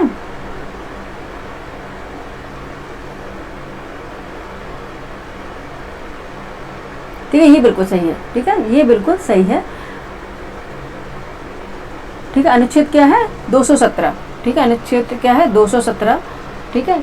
आर्टिकल 217 के तहत 217 के तहत राष्ट्रपति उच्च न्यायालय के न्यायाधीशों की नियुक्ति करते हैं, लेकिन इसके लिए उन्हें क्या है सर्वोच्च न्यायालय के मुख्य न्यायाधीश और उस राज्य के संबंधित उच्च न्यायालय के मुख्य न्यायाधीश और राज्य के राज्यपाल से परामर्श करना होता है, ठीक है। इसलिए ये स्टेटमेंट भी सही है, लेकिन ये सही है, लेकिन और भी जानकारी थी वो मैंने आपको बता दी।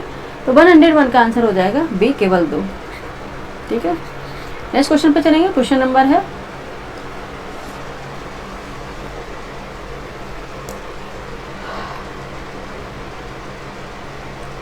क्वेश्चन नंबर चलते हैं 102 पे।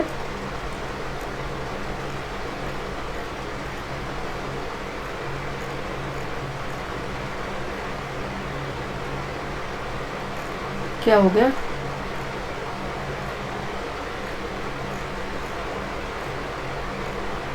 कौन सा? ये 109 आ गया। 1 मिनट बच्चे, हाँ ठीक है 102 पर,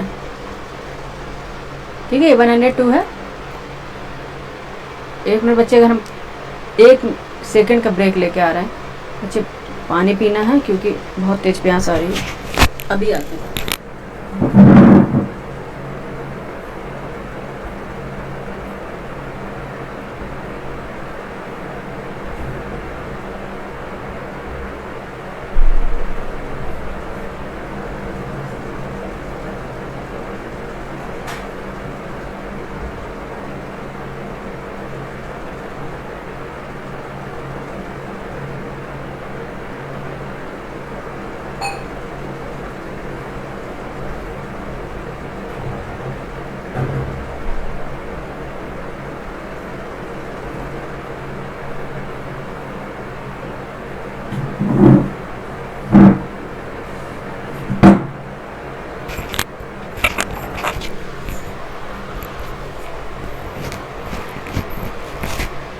हेलो क्लास, वापस आ गए हैं हम। 1 सेकंड के ब्रेक के लिए बोला ही था, ठीक है। 1 सेकंड के बाद ही वापस आ गए हैं, ठीक है। 102 पे चलते हैं। क्वेश्चन नंबर सूची फर्स्ट को, क्वेश्चन नंबर क्या है 102। सूची फर्स्ट को सूची सेकंड से सुमेलित कीजिए तथा नीचे दिए कूट की सहायता से सही उत्तर का चयन कीजिए। सूची फर्स्ट है, सूची सेकंड है।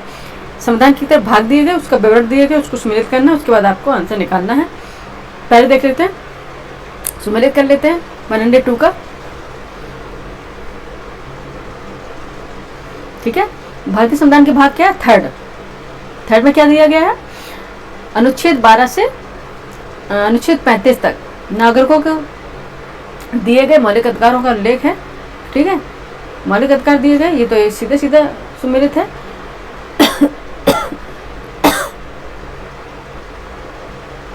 और भाग उसमें 4 में क्या है? 36 से 51 तक राज्य के नीति के निर्देशक तत्व हैं। राज्य के नीति के निर्देशक तत्व, ये भी सही है।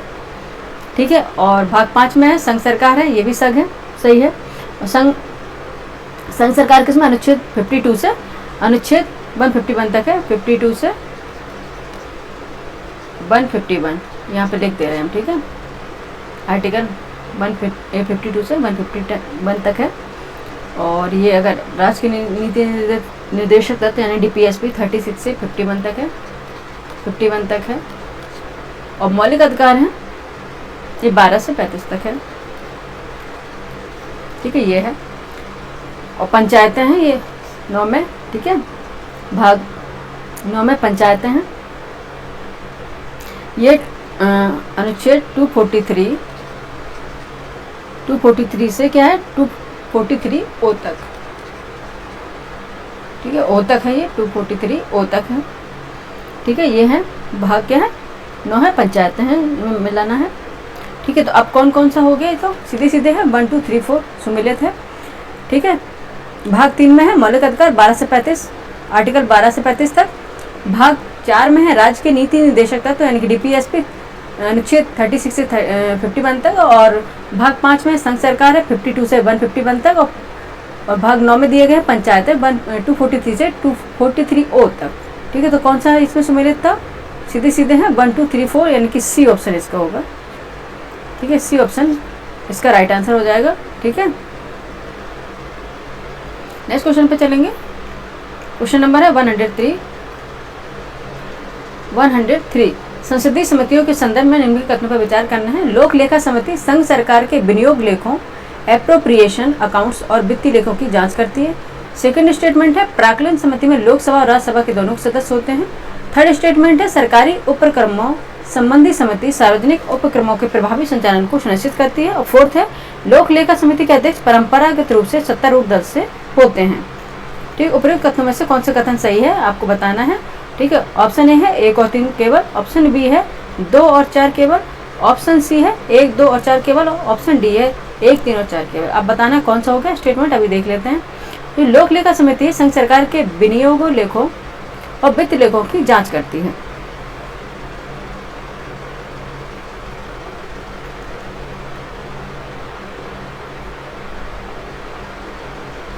ठीक है, ये बिल्कुल सही है। ठीक है, लोक लेखा समिति संघ सरकार के विनियोग लेखों और वित्त लेखों की जांच करती है, बिल्कुल सही है।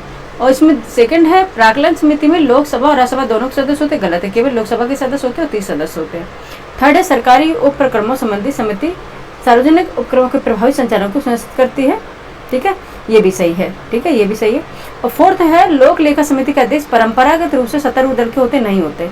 कोई भी समिति का जो सदस्य होता है, जो अध्यक्ष होता है, वो कोई मंत्री नहीं हो सकता है, इनके सत्तारूढ़ दल से नहीं हो सकते हैं, मंत्री नहीं हो सकते। तो ऑप्शन क्या हो जाएगा? इन कथनों पर विचार करेंगे तो कौन सा हो जाएगा सही? सही कौन सा होगा? 2 और 4 गलत हो गया, तो आंसर हो जाएगा आपका 1 और 3 केवल, 1 और 3 केवल। ऑप्शन ए इसका राइट आंसर हो जाएगा 103 का। ठीक है, ऑप्शन ए इसका राइट आंसर हो जाएगा। नेक्स्ट देखिए 104, जल्दी जल्दी से करते हैं। भारतीय चुनाव प्रणाली के संबंधित निम्नलिखित कथनों पर विचार करना है। लोकसभा और राज्यसभा, लोकसभा और राज्य विधानसभाओं के चुनाव first past the post system, ठीक है, first past the post system के तहत कराए जाते हैं। ठीक है, और सेकंड है राष्ट्रपति और उपराष्ट्रपति का चुनाव प्रत्यक्ष मतदान प्रणाली डायरेक्ट वोटिंग सिस्टम के माध्यम से होता है। थर्ड है राज्यसभा के सदस्यों का चुनाव एकल संख्यामंडलीय मत प्रणाली सिंगल ट्रांसफरेबल वोट सिस्टम के द्वारा होता है। और फोर्थ है संविधान के तहत चुनाव आयोग की चुनावों की पारदर्शिता यानी कि पारदर्शिता ट्रांसपेरेंसी की बात हो रही है, सुनिश्चित करने के लिए ईवीएम और वीवीपैट जैसी तकनीकों का उपयोग करने का अधिकार है। उपयुक्त कथनों में से कौन से कथन सही है? नीचे दिए कथनों से आपको उत्तर निकालना है। ऑप्शन ए है 1 3 और 4, बी है 2 और 4, सी है 1 और 3 केवल, और डी है 1 और 3 4 केवल। 104 का आंसर बताइए क्या हो जाएगा। ठीक है, ये देखिए लोकसभा और राज्य विधानसभा के चुनाव first past the post system के तहत कराए जाते हैं, ये सही है। राष्ट्रपति और उपराष्ट्रपति के चुनाव प्रत्यक्ष मतदान प्रणाली से कराए जाते हैं, नहीं कराए जाते, ये तो गलत है बिल्कुल। ठीक है, सेकंड तो बिल्कुल गलत है। ठीक है, ये राष्ट्रपति और उपराष्ट्रपति के चुनाव अप्रत्यक्ष मतदान प्रणाली, इनके इनडायरेक्ट वोट सिस्टम के द्वारा कराए जाते हैं। ठीक है, और ये राज्यसभा के सदस्यों के चुनाव एकल संक्रमणीय मत प्रणाली, एक सिंगल ट्रांसफेरेबल वोट सिस्टम के तहत होता है। ठीक है, राज्यसभा के सदस्यों का चुनाव कैसे होता है, एकल संक्रमणीय मत प्रणाली यानी सिंगल ट्रांसफेरेबल वोट सिस्टम के तहत होता है, यानी कि आनुपातिक प्रतिनिधित्व प्रणाली द्वारा किया जाता है, और ये बिल्कुल सही था। और लास्ट में था क्या, संविधान के तहत चुनाव आयोगों की वीवीपैट की तकनीकों से उपयोग करने का अधिकार है, ये भी सही है। ठीक है, तो कौन सा गलत हो गया था आपका, सेकंड गलत हो गया था, तो जिसमें सेकंड है उसको काटेंगे और आंसर आपका निकल आएगा। ठीक है, निकल आएगा कौन सा, ये भी नहीं होगा, इसमें 2 है, 2 ही तो गलत था, इसमें भी 2 है, ये भी नहीं होगा। ठीक है, ये भी नहीं होगा।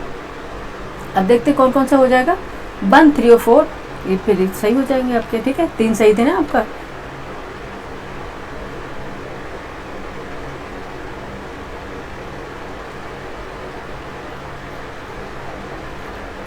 ठीक है, ठीक है, ऑप्शन ए इसका राइट आंसर हो जाएगा। ठीक है, ए राइट आंसर हो जाएगा। 1, 3, 4 सही थे। नेक्स्ट क्वेश्चन पे चलेंगे, 105 पे।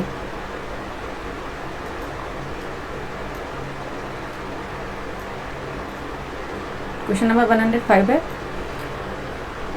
नीचे 2 कथन दिए गए हैं जिनमें से एक को विकथन ए तथा दूसरे को कारण आर कहा गया है। विकथन ए है कि धन विधेयक पर राज्यसभा केवल 14 दिनों तक विचार कर सकती है।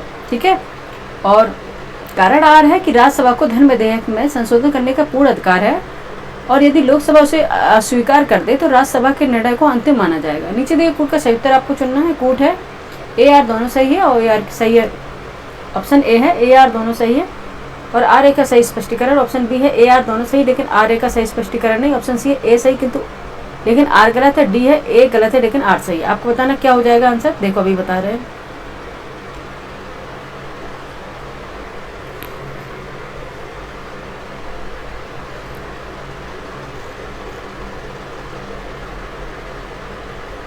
ठीक है, धन विधेयक पर राज्यसभा केवल 14 दिन तक विचार कर सकती है, ये बिल्कुल सही है। ठीक है, धन विधेयक पर क्या है, राज्यसभा 14 दिनों तक विचार कर सकती है, ये बिल्कुल सही है।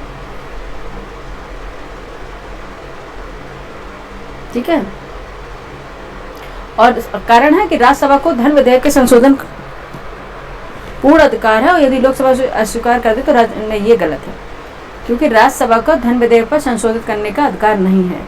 ठीक है, संशोधित करने का अधिकार नहीं है, विचार करने का अधिकार है लेकिन संशोधन नहीं कर सकती है, तो ये गलत हो जाएगा।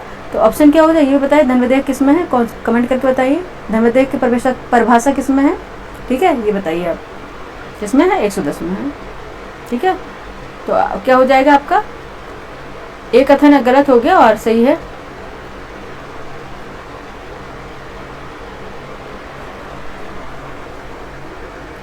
हो गया। ठीक है, हाँ ये आर गलत हो गया था ना आपका, तो ए सही लेकिन आर गलत है। ठीक है, तो सी इसका राइट आंसर हो गया। नेक्स्ट क्वेश्चन पे चलेंगे, क्वेश्चन नंबर है 106। भारतीय संविधान के उच्चतम न्यायालय के संबंध में निम्नलिखित कथनों पर विचार करना है। फर्स्ट, संविधान के अनुच्छेद 137 के तहत उच्चतम न्यायालय को अपने निर्णयों की समीक्षा करने का अधिकार है, सही है। उच्चतम न्यायालय, सेकंड है, उच्चतम न्यायालय राष्ट्रपति को सलाह देने के लिए बाध्य है यदि राष्ट्रपति अनुच्छेद 144 के तहत परामर्श मांगे। ठीक है, 144 के तहत परामर्श मांगे, तो ये 144 तो है ही नहीं, ये तो क्या है 140 परामर्श का अधिकार किसमें 143 के तहत है, तो ये वैसे ही रॉन्ग हो गया। ठीक है, और नेक्स्ट है, उच्चतम न्यायालय केवल मौलिक अधिकारों के उल्लंघन के मामले की सुनवाई कर सकता है, ये दिया गया है। उच्चतम न्यायालय न केवल मौलिक अधिकारों के उल्लंघन के मामले की सुनवाई करता है बल्कि संविधान के अनुच्छेद 131, 132, 133, 134 और 136 के तहत अन्य मामलों की भी सुनवाई कर सकता है, ये भी स्टेटमेंट रॉन्ग हो गया। नेक्स्ट है, फोर्थ है, उच्चतम न्यायालय के विशेष अनुमति याचिका स्पेशल लीव पिटीशन, ठीक है, लीव पिटीशन के माध्यम से किसी भी न्यायालय या अधिकरण के निर्णय की समीक्षा करने का अधिकार है। ठीक है, वो किसमें है? ठीक है, क्या है? आर्टिकल 136 के तहत, ठीक है, आर्टिकल 136 के तहत उच्चतम न्यायालय को विशेष अनुमति याचिका के माध्यम से किसी भी न्यायालय का अधिकरण के निर्णय की समीक्षा करने का अधिकार है यदि उसे लगता है कि न्याय का गंभीर प्रश्न शामिल है तो। ठीक है, तो क्या है? पिटीशन का है तो कब है? जब वो कोई गंभीर मामला शामिल होता है तब उसको अधिकार है ये, तो ये सही हो जाएगा। तो आपका क्या है? 4 सही है और फर्स्ट सही है। इसमें यही पूछा गया था कौन सा सही है, 1 और 4, और ये गलत है तो ऑप्शन बी इसका राइट आंसर हो जाएगा। ठीक है, नेक्स्ट क्वेश्चन पर जाएंगे। क्वेश्चन नंबर है 107। निम्नलिखित उपबंधों में से कौन से उच्चतम न्यायालय की शक्तियां और अधिकारों से संबंधित है? फर्स्ट है मूल अधिकार संरक्षण अनुच्छेद 32, परामर्शी अधिकार अनुच्छेद 143, न्यायिक समीक्षा अनुच्छेद 13, विशेष न्यायालय की स्थापना अनुच्छेद 136। उपर्युक्त उपबंधों में से कौन से उपबंध सही है? नीचे एक से सही उत्तर चुनना है आपको। ऑप्शन ए है 1, 2, 3 और 4, ऑप्शन बी है 2 और 4, ऑप्शन सी 1, 3 और 4, ऑप्शन डी है 1 और 3 केवल। आप बताइए क्या आंसर हो जाएगा 107 का?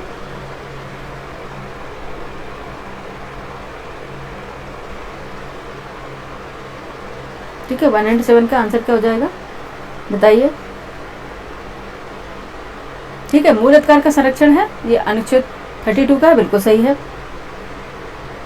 ठीक है, परामर्शी अधिकार है, इसमें दिया गया है अनुच्छेद 141 उच्चतम न्यायालय के निर्णयों की बाध्यता को संदर्भित करता है, ना कि परामर्शी अधिकार को। ठीक है, परामर्शी अधिकार अब किसे बताए थे? 143 में बताए थे ना, ये तो रॉन्ग हो गया ना, ये रॉन्ग हो गया। न्यायिक समीक्षा किसमें है? ठीक है, परामर्शी अधिकार किसमें बताया था अभी हमने? जो परामर्शी अधिकार था संविधान के अनुच्छेद 143 के अंतर्गत आता है, ना कि 141 के तहत।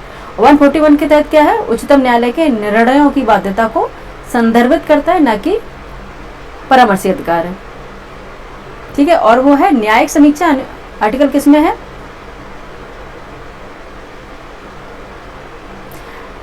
143 जो परामर्शी अधिकार होता है, राष्ट्रपति उच्चतम न्यायालय से परामर्श मांगते हैं लेकिन बाध्यकारी नहीं होता है। वहीं पर देखेंगे आर्टिकल 13 न्यायिक समीक्षा यानी कि जुडिशियल रिव्यू की शक्ति प्रदान करता है, ये बिल्कुल सही है। ठीक है, और विशेष न्यायालय की स्थापना किसमें है? 136 है। 136 है उच्चतम न्यायालय को विशेष अनुमति याचिका, ठीक है, स्पेशल लीव पिटीशन के माध्यम से किसी भी न्यायालय का अधिकरण, ठीक है, के निर्णय की समीक्षा करने का अधिकार देता है, लेकिन यह विशेष न्यायालय की स्थापना से संबंधित नहीं है। ठीक है, क्या विशेष न्यायालय से अधिकार नहीं रखता है कि विशेष न्यायालय नहीं होता है, पिटीशन से बात है। अभी जैसे बताया था, तो इसमें कौन से सही होगा? इसमें कौन से उपबंध सही होंगे? फर्स्ट होगा और थर्ड होगा। ठीक है, फर्स्ट और थर्ड उपबंध सही हो जाएंगे, यानी कि डी ऑप्शन आपका राइट आंसर हो जाएगा। ठीक है, डी ऑप्शन आपका राइट आंसर हो जाएगा।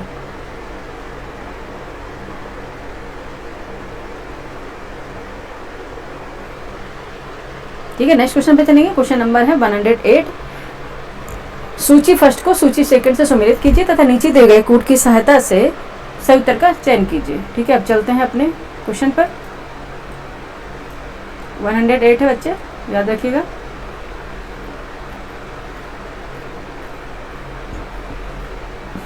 पॉलिटी के काफी क्वेश्चन दिए गए हैं इसमें। इधर सूची फर्स्ट है, इधर सूची सेकंड है, आपको सम्मिलित करना, उसके बाद आंसर निकलेंगे। आर्टिकल 324 में क्या है?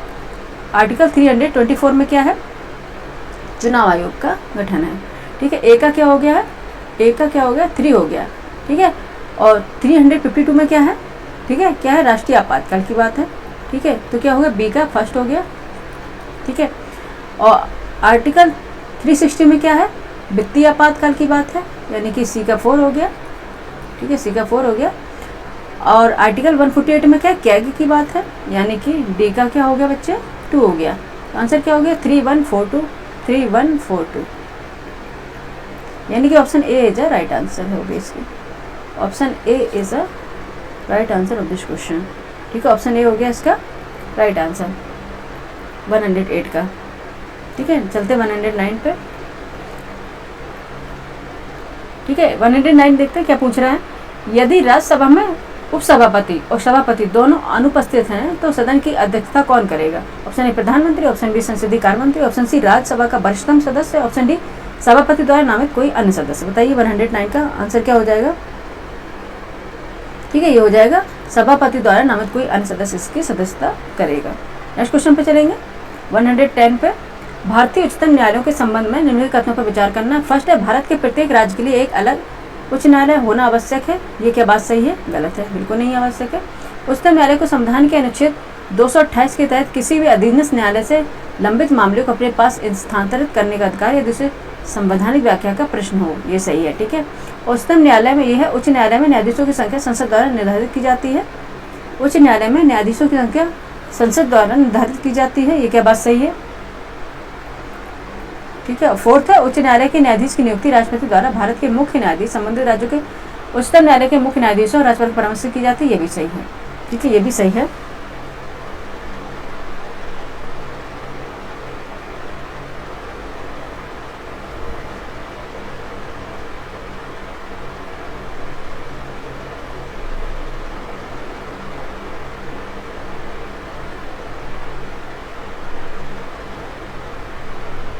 ठीक है, और ये दिया है उच्च न्यायालय में न्यायाधीशों की संख्या संसद द्वारा निर्धारित की जाती है। ये गलत है। उच्च न्यायालय में न्यायाधीशों की संख्या न कि निर्धारण का अगर बात है तो राष्ट्रपति द्वारा होता है, ना कि संसद द्वारा। ठीक है, उच्च न्यायालय में न्यायाधीशों की संख्या का निर्धारण राष्ट्रपति द्वारा किया जाता है, ना कि संसद द्वारा। ठीक है, और ये संख्या समय समय पर कार्यभार और मामलों की संख्या के अकॉर्डिंग बढ़ती घटती रहती है। ठीक है, तो ये तो रॉन्ग हो गया। तो कौन कौन से सही है बच्चे? कौन कौन से रॉन्ग है? 1 और 3 रॉन्ग, 2 4 सही हो गया। इसमें क्या पूछा गया था? कौन से कथन सही है? तो 2 4 सही है, तो ऑप्शन बी इसका राइट आंसर होना चाहिए। ठीक है, 2 4 सही है। ठीक है, 110 का आंसर हो गया ऑप्शन बी। ठीक है, नेक्स्ट चलते हैं 111।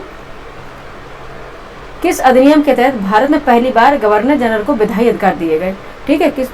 ऑप्शन ए है भारत सरकार अधिनियम 1858, ऑप्शन बी है चार्टर एक्ट 1833, ऑप्शन सी है भारतीय परिषद अधिनियम 1861, ऑप्शन डी है पिट्स इंडिया एक्ट 1784। 111 का आंसर बताइए क्या होगा? क्या हो जाएगा? Option B. ऑप्शन बी हो गया चार्टर एक्ट 1833। ठीक है, 1833। ठीक है, चार्टर एक्ट 1833 हो जाएगा इसका। ठीक है, जो चार्टर एक्ट है 1833 के तहत गवर्नर जनरल ऑफ बंगाल को गवर्नर जनरल ऑफ इंडिया बनाया गया और पूरे भारत के लिए कानून बनाने की विधायी शक्तियां भी दी गई थी। ठीक है, इसमें जो केंद्र था उसकी शक्ति का विकेंद्रीकरण भी हुआ था, केंद्रीकरण भी हुआ था और कानूनी एकरूपता स्थापित भी की गई थी। ठीक है, तो क्या हो गया? ऑप्शन बी इसका राइट आंसर हो जाएगा। नेक्स्ट क्वेश्चन पे चलेंगे। क्वेश्चन नंबर कितना था बच्चे? 111। अब चलेंगे 112 पर। क्वेश्चन नंबर 112 है, निम्नलिखित में से किस गैर संवैधानिक निकाय के अध्यक्ष प्रधानमंत्री होते हैं? ऑप्शन ए नीति आयोग के, ऑप्शन बी राष्ट्रीय विकास परिषद एनडीसी के, ऑप्शन सी राष्ट्रीय आपदा प्रबंधन प्राधिकरण एनडीएमए के। ठीक है, उपयुक्त ऑप्शन डी उपयुक्त सभी के। बताइए क्या हो जाएगा आंसर? 112 का डी उपयुक्त सभी के होते हैं प्रधानमंत्री। ठीक है, नीति आयोग के भी होते हैं, राष्ट्रीय विकास परिषद के भी होते हैं, राष्ट्रीय आपदा प्रबंधन एनडीएमए के भी होते हैं। ठीक है, तो ऑप्शन डी इसका राइट आंसर हो जाएंगे। नेक्स्ट देखते हैं 113 के, निम्नलिखित दशाओं में से कौन सी त्वरण का मान धनात्मक होने का कारण है? ऑप्शन ए जब त्वरण गति की दिशा में हो, ऑप्शन बी जब त्वरण गति की विपरीत दिशा में, ऑप्शन सी जब वस्तु स्थिर हो, ऑप्शन डी उपयुक्त में से कोई नहीं। 113 का आंसर क्या हो जाएगा? ऑप्शन ए जब त्वरण गति की दिशा में हो। नेक्स्ट क्वेश्चन देखेंगे 114, निम्नलिखित पादपों वर्गों को उनके विकास क्रम के अनुसार व्यवस्थित करना है। 114 है, निम्नलिखित पादपों वर्गों को उनके विकास क्रम के अनुसार व्यवस्थित करना है। फर्स्ट है ब्रायोफाइटा, सेकंड है टेरिडोफाइटा, थर्ड है जिम्नोस्पर्म और फोर्थ है एंजियोस्पर्म। इसको नीचे दिए कूट का प्रयोग कर सही उत्तर का चयन करना है। क्या हो जाएगा इसका? 114 का आंसर क्या हो जाएगा बच्चे? ठीक है, ठीक है, पहले आएगा ब्रायोफाइटा, फिर टेरिडोफाइटा, फिर जिम्नोस्पर्म, फिर एंजियोस्पर्म आए थे प्लांट। ठीक है, तो इसका हो जाएगा डी ऑप्शन, इसका सही आंसर हो जाएगा 114 का। ठीक है, ऑप्शन डी इसका राइट आंसर हो जाएगा। नेक्स्ट क्वेश्चन पे चलेंगे, जल्दी से कराते हैं। 115 है, द्रव्यमान के संदर्भ निम्नलिखित में से कौन से कथन सही है? द्रव्यमान एक सदिश राशि है, ठीक है, किसी वस्तु का सेकंड है, किसी वस्तु का द्रव्यमान प्रत्येक स्थान पर स्थिर रहता है, इसलिए कुछ सही उत्तर चुनना है अपने। ऑप्शन है केवल एक, ऑप्शन बी ना तो एक ना ही दो, ऑप्शन सी है एक और दो दोनों, ऑप्शन डी है केवल दो। बताइए क्या हो जाएगा 115 का आंसर? ठीक है, द्रव्यमान क्या है? सदिश नहीं बच्चे, एक अदिश राशि है, ठीक है, द्रव्यमान क्या है? एक सदिश ना होकर एक अदिश राशि है।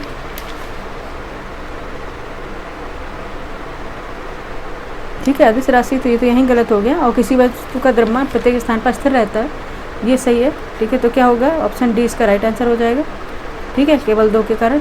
115 का आंसर क्या है? डी है। नेक्स्ट देखते हैं 116। निम्नलिखित परमाणुओं को उनके परमाणु त्रिज्या एटॉमिक रेडियस के अनुसार घटते क्रम में व्यवस्थित करना है। First lithium, second sodium, third potassium, fourth beryllium. नीचे दिए कूट का प्रयोग का सही उत्तर आपको चुनना है, उनके परमाणु त्रिज्या के अकॉर्डिंग उनका क्रम चुनना है।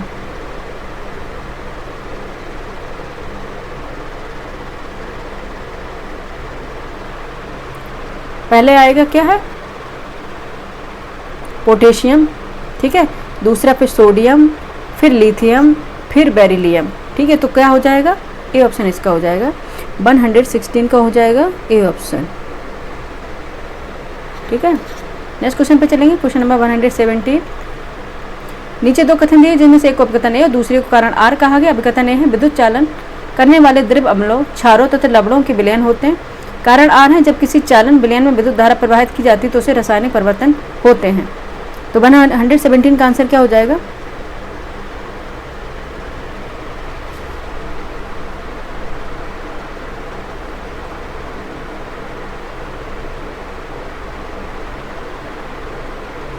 ठीक है, विद्युत चालन करने वाले द्रव अम्लों, क्षारों तथा लवणों के विलयन होते हैं, बिल्कुल सही है। जब किसी चालन विलयन में विद्युत धारा प्रवाहित की जाती है तो उसमें रासायनिक परिवर्तन होते हैं, ये भी सही है।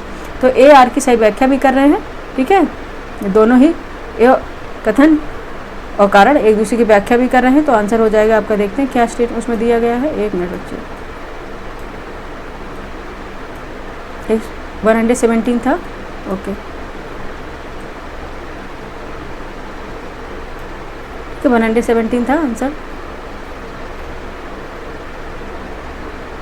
ठीक है। तो ए आर दोनों सत्य और आर ए की सही व्याख्या करता है, तो ये आंसर आपका हो जाएगा बी, ठीक है। 117 का आंसर क्या हो जाएगा बच्चे? बी, ठीक है। नेक्स्ट क्वेश्चन पे चलेंगे 118 पे। 118 है पाचन एंजाइमों की क्रिया, पाचन एंजाइमों की क्रिया निम्नलिखित में से किस सिद्धांत पर आधारित होती है? ए ताला और चाबी सिद्धांत, बी प्रतिरूप अनुकूल सिद्धांत, सी सक्रिय ऊर्जा सिद्धांत, डी उपयुक्त सभी। बताइए किस पे होता है? 118 का आंसर क्या हो जाएगा? डी उपयुक्त सभी, ठीक है। नेक्स्ट क्वेश्चन पे चलेंगे, क्वेश्चन नंबर है 119। निम्नलिखित जंतुओं को उनके संरचनात्मक जटिलता स्तर के अनुसार बढ़ते क्रम में व्यवस्थित करना है। फर्स्ट है पेरिफोरा, नेक्स्ट है प्लेटीहेल्मिथस, एनिलिडा, ऑर्थोपोडा, ठीक है, इनको उसके जटिलता स्तर के क्रम के अनुसार अरेंज करना है। बताइए 119 का आंसर क्या हो जाएगा? ये हो जाएगा पहले पेरिफेरा है, फिर प्लेटीहेल्मिथस है, फिर एनिलिडा है, फिर ऑर्थोपोडा है, ठीक है। पहले पेरिफेरा है, फिर प्लेटीहेल्मिथस है, फिर एनिलिडा है, फिर ऑर्थोपोडा है, ठीक है। तो क्या हो जाएगा 119 का आंसर ऑप्शन ए हो जाएगा, ठीक है, ऑप्शन ए है। नेक्स्ट क्वेश्चन पे चलेंगे 120। निम्नलिखित कथनों पर विचार कीजिए। क्लोरोफ्लोरोकार्बन, हेलोन्स और कार्बन टेट्राक्लोराइड ओजोन रिक्तिकारक गैसें हैं। सेकेंड है मॉन्ट्रियल प्रोटोकॉल मुख्य रूप से ग्रीन हाउस गैसों के उत्सर्जन को नियंत्रित करने के लिए लागू किया गया था। तो क्लोरोफ्लोरोकार्बन, हेलोन्स और कार्बन टेट्राक्लोराइड ओजोन रिक्तिकारक गैसें हैं, ये बिल्कुल सही है, लेकिन ये दिया गया है मॉन्ट्रियल प्रोटोकॉल मुख्य रूप से ग्रीन हाउस गैसों के उत्सर्जन को नियंत्रित करने के लिए किया गया था, ये गलत है। ये क्यों गलत है बच्चे? क्योंकि जो मॉन्ट्रियल प्रोटोकॉल था मुख्य रूप से ओजोन रिक्तिकारक, ओजोन डिप्लीटेशन के लिए, यानी कि ओडीएस यानी कि ओजोन डिप्लीटिंग सब्सटेंसेस, यानी कि ओजोन के क्षरण के लिए किया गया था, ठीक है। कि ओजोन क्षरण के जो रसायन थे उनके उत्पादन को नियंत्रित करने के लिए किया गया था, ना कि ग्रीन हाउस गैसों के नियंत्रण के लिए, ठीक है, इसलिए ये गलत हो जाएगा। तो ऑप्शन आपका हो जाएगा केवल एक होगा, ऑप्शन ए होगा इसका 120 का आंसर, ठीक है, ऑप्शन ए इसका हो गया। नेक्स्ट क्वेश्चन चलेंगे 121 पे। किसी रेडियोधर्मी तत्व की अर्ध आयु 5 घंटे यदि किसी नमूने में प्रारंभ में 8 ग्राम पदार्थ है तो 10 घंटे बाद शेष पदार्थ कितना होगा? 121 का आंसर हो जाएगा डी, 20 ग्राम होगा।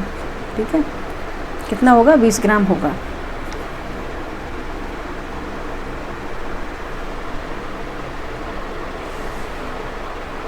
ठीक है, शेष पदार्थ प्रारंभिक पदार्थ की मात्रा इस तरह से निकालने का होता है। ठीक है, ये हो जाएगा प्रारंभिक जो शेष पदार्थ निकालना है, 10 घंटे बाद शेष पदार्थ निकालना है। शेष पदार्थ इक्वलिटी हो जाएगा प्रारंभिक मात्रा जो होगी अपॉन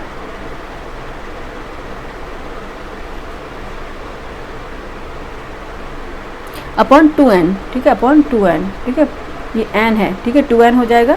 तो उसको निकालने का फॉर्मूला होगा n जहाँ पे अर्धायु है तो हो जाएगा 10/5 इक्वल टू 2। ठीक है, शेष पदार्थ निकल जाएगा 80 अपॉन ये 2 होगा, ये होगा 2n। n किस क्या था? अर्धायु थी। ठीक है, तो n क्या था? 2 था, 2 स्क्वायर हो जाएगा तो 80/4 हो जाएगा। और अगर इसका मल्टीप्लाई करेंगे तो 20 ग्राम निकल आएगा। ठीक है, 20 ग्राम निकल आएगा। ठीक है, इस तरह से ये आंसर निकलेगा। ठीक है, इस तरह से आंसर निकलेगा। तो आंसर आपका हो गया क्या? 20 ग्राम। ऑप्शन डी हो गया। नेक्स्ट क्वेश्चन पर निकालेंगे 122। ठीक है, 122 क्या है? निम्नलिखित में से किस नियम के अनुसार किसी परमाणु में उपस्थित 2 इलेक्ट्रॉनों की चारों क्वांटम संख्या एक समान नहीं हो सकती? ठीक है, ए अहबाउ नियम के अनुसार, बी पाउली अपवर्जन नियम, सी हाइड्रोजन वर्ग का अनिश्चितता नियम, डी हुंड का नियम। 122 का कौन सा होगा आंसर? बताइए। किसके अनुसार? पाउली अपवर्जन नियम के अकॉर्डिंग। ठीक है, नेक्स्ट देखते हैं। उत्तल दर्पण के संदर्भ में निम्नलिखित कथनों पर विचार कीजिए। यदि वस्तु अनंत पर स्थित हो तो वस्तु का प्रतिबिंब फोकस पर स्थित होता है। ठीक है, ठीक है, फोकस पर स्थित होता है। ठीक है, ये सही है। ठीक है, ये सही है। नेक्स्ट देखते हैं इसमें क्या है। एक मिनट बच्चे,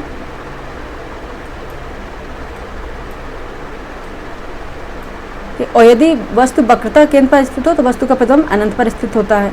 ठीक है, ये है अनंत पर स्थित होता है। उपयुक्त कथनों में से कौन से कथन सही है? नीचे दिए कूट की सहायता से उत्तर का चयन करना है आपको। ठीक है, 123 का तो केवल क्या है? एक सही है। ये है यदि वस्तु वक्रता केंद्र पर स्थित हो तो वस्तु का प्रतिबिंब अनंत पर स्थित नहीं होता, ये गलत है। ठीक है, एक सही था, ऑप्शन ए। ठीक है, 123 का आंसर हो जाएगा ऑप्शन ए। ठीक है,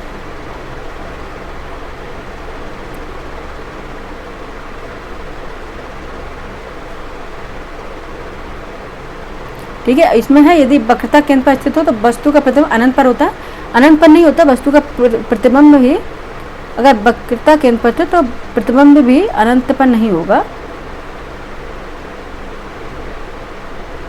प्रतिबिंब भी वक्रता केंद्र पर ही बनता है। इसमें अनंत पर दे दिया इसलिए गलत हो गया।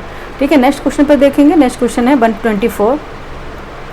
ये निम्नलिखित कथनों में से कौन से कथन सही है?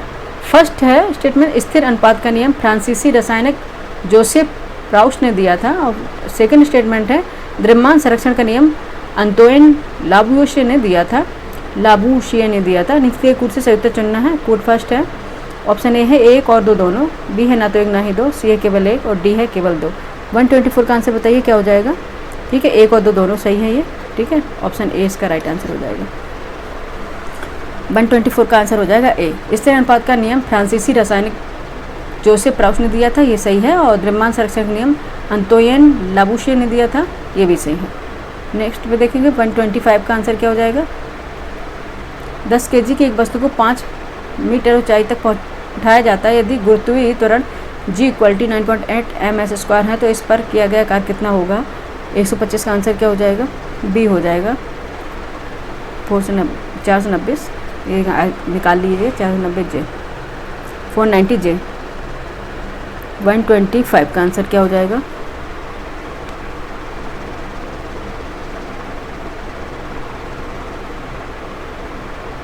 ठीक है, नेक्स्ट क्वेश्चन पे चलेंगे 126। जल्दी से क्वेश्चन करा रहे हैं। सूची फर्स्ट को सूची सेकंड से सम्मिलित कीजिए तथा नीचे दिए कूट की सहायता से सही उत्तर का चयन कीजिए। सूची फर्स्ट एक सूची सेकंड है। ग्रंथि एक तरफ स्त्रावित हार्मोन से आपको मिलाना है उससे और उसके बाद ड्राइव करना है आंसर। 126 का बताइए आंसर क्या हो जाएगा? ठीक है, पीनियल ग्रंथि है जो मेलेटोनिन हार्मोन को स्रावन करती है। ठीक है, पीनियल ग्रंथि से क्या मेलेटोनिन निकलता है? ए का 3 हो गया। ठीक है, ए का 3 हो गया। और पीयूष ग्रंथि से क्या निकलता है? ठीक है, पीयूष ग्रंथि से वैसोप्रेसिन जो है वो हार्मोन निकलता है, वैसोप्रेसिन हार्मोन निकलता है, वैसोप्रेसिन हार्मोन निकलता है। बी का हो गया 4 हो गया। और सी अग्नाशय ग्रंथि से क्या निकलता है? अग्नाशय क्या है? मिश्रित ग्रंथि, मिश्रित ग्लैंड है जो ग्लूकन जो नमक है वो हार्मोन रिलीज करती है। ठीक है, इसका हो जाएगा 2। और डी का है एड्रिनल हार्मोन। एड्रिनल ग्रंथि से कौन सा हार्मोन निकलता है? ठीक है, एड्रिनल से निकलता है एपिनेफ्रिन। एक सेकेंड, ठीक है। 126 का आंसर हो जाएगा आपका क्या? ठीक है, जो एड्रिनल ग्रंथि है उससे क्या निकलता है?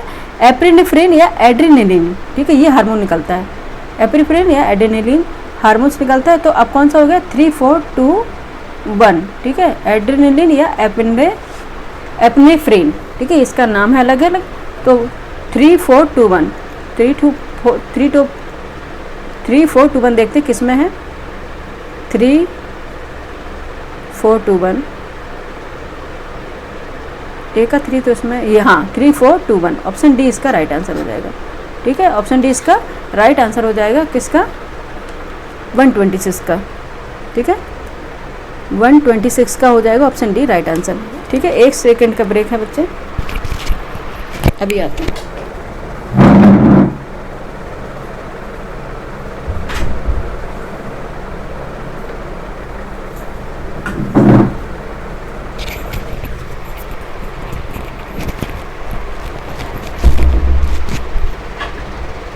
नेक्स्ट क्वेश्चन पे चलेंगे। नेक्स्ट क्वेश्चन है 126 तक हो गया है। ठीक है, 127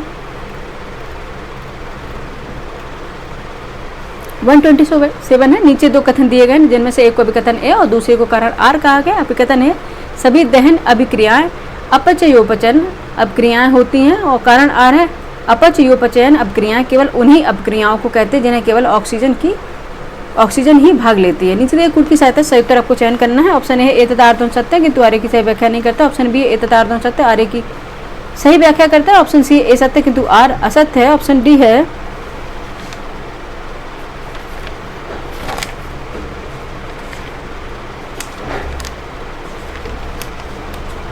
ऑप्शन डी है ए असत्य किंतु आर सत्य है। बताइए आंसर क्या हो जाएगा 127 का? ठीक है, क्या हो जाएगा? ए सत्य किंतु आर असत्य है। ठीक है, ए सत्य है किंतु आर असत्य है। ऑप्शन सी इसका राइट आंसर हो जाएगा। ठीक है, ऑप्शन सी इसका राइट आंसर हो जाएगा। किसका? 127 का। ठीक है,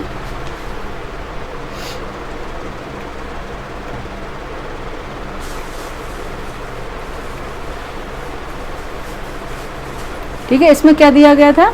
अपोपचयन जो अभिक्रियाएं केवल उन्हीं अभिक्रियाओं को कहते हैं जिन्हें केवल ऑक्सीजन ही भाग लेती है। नहीं, ये गलत है, क्योंकि जो अपचयन अभिक्रियाएं होती हैं उनमें केवल ऑक्सीजन नहीं भाग लेती, उनमें क्या क्या होता है? और हाइड्रोजन, क्लोरीन, सल्फर इनका भी संयोग होता है, ये भी पार्टिसिपेट करती है। तो ऑप्शन सी इसका राइट आंसर हो जाएगा। नेक्स्ट क्वेश्चन पर चलेंगे 128 पर। ठीक है, क्वेश्चन नंबर 128 पर चलेंगे।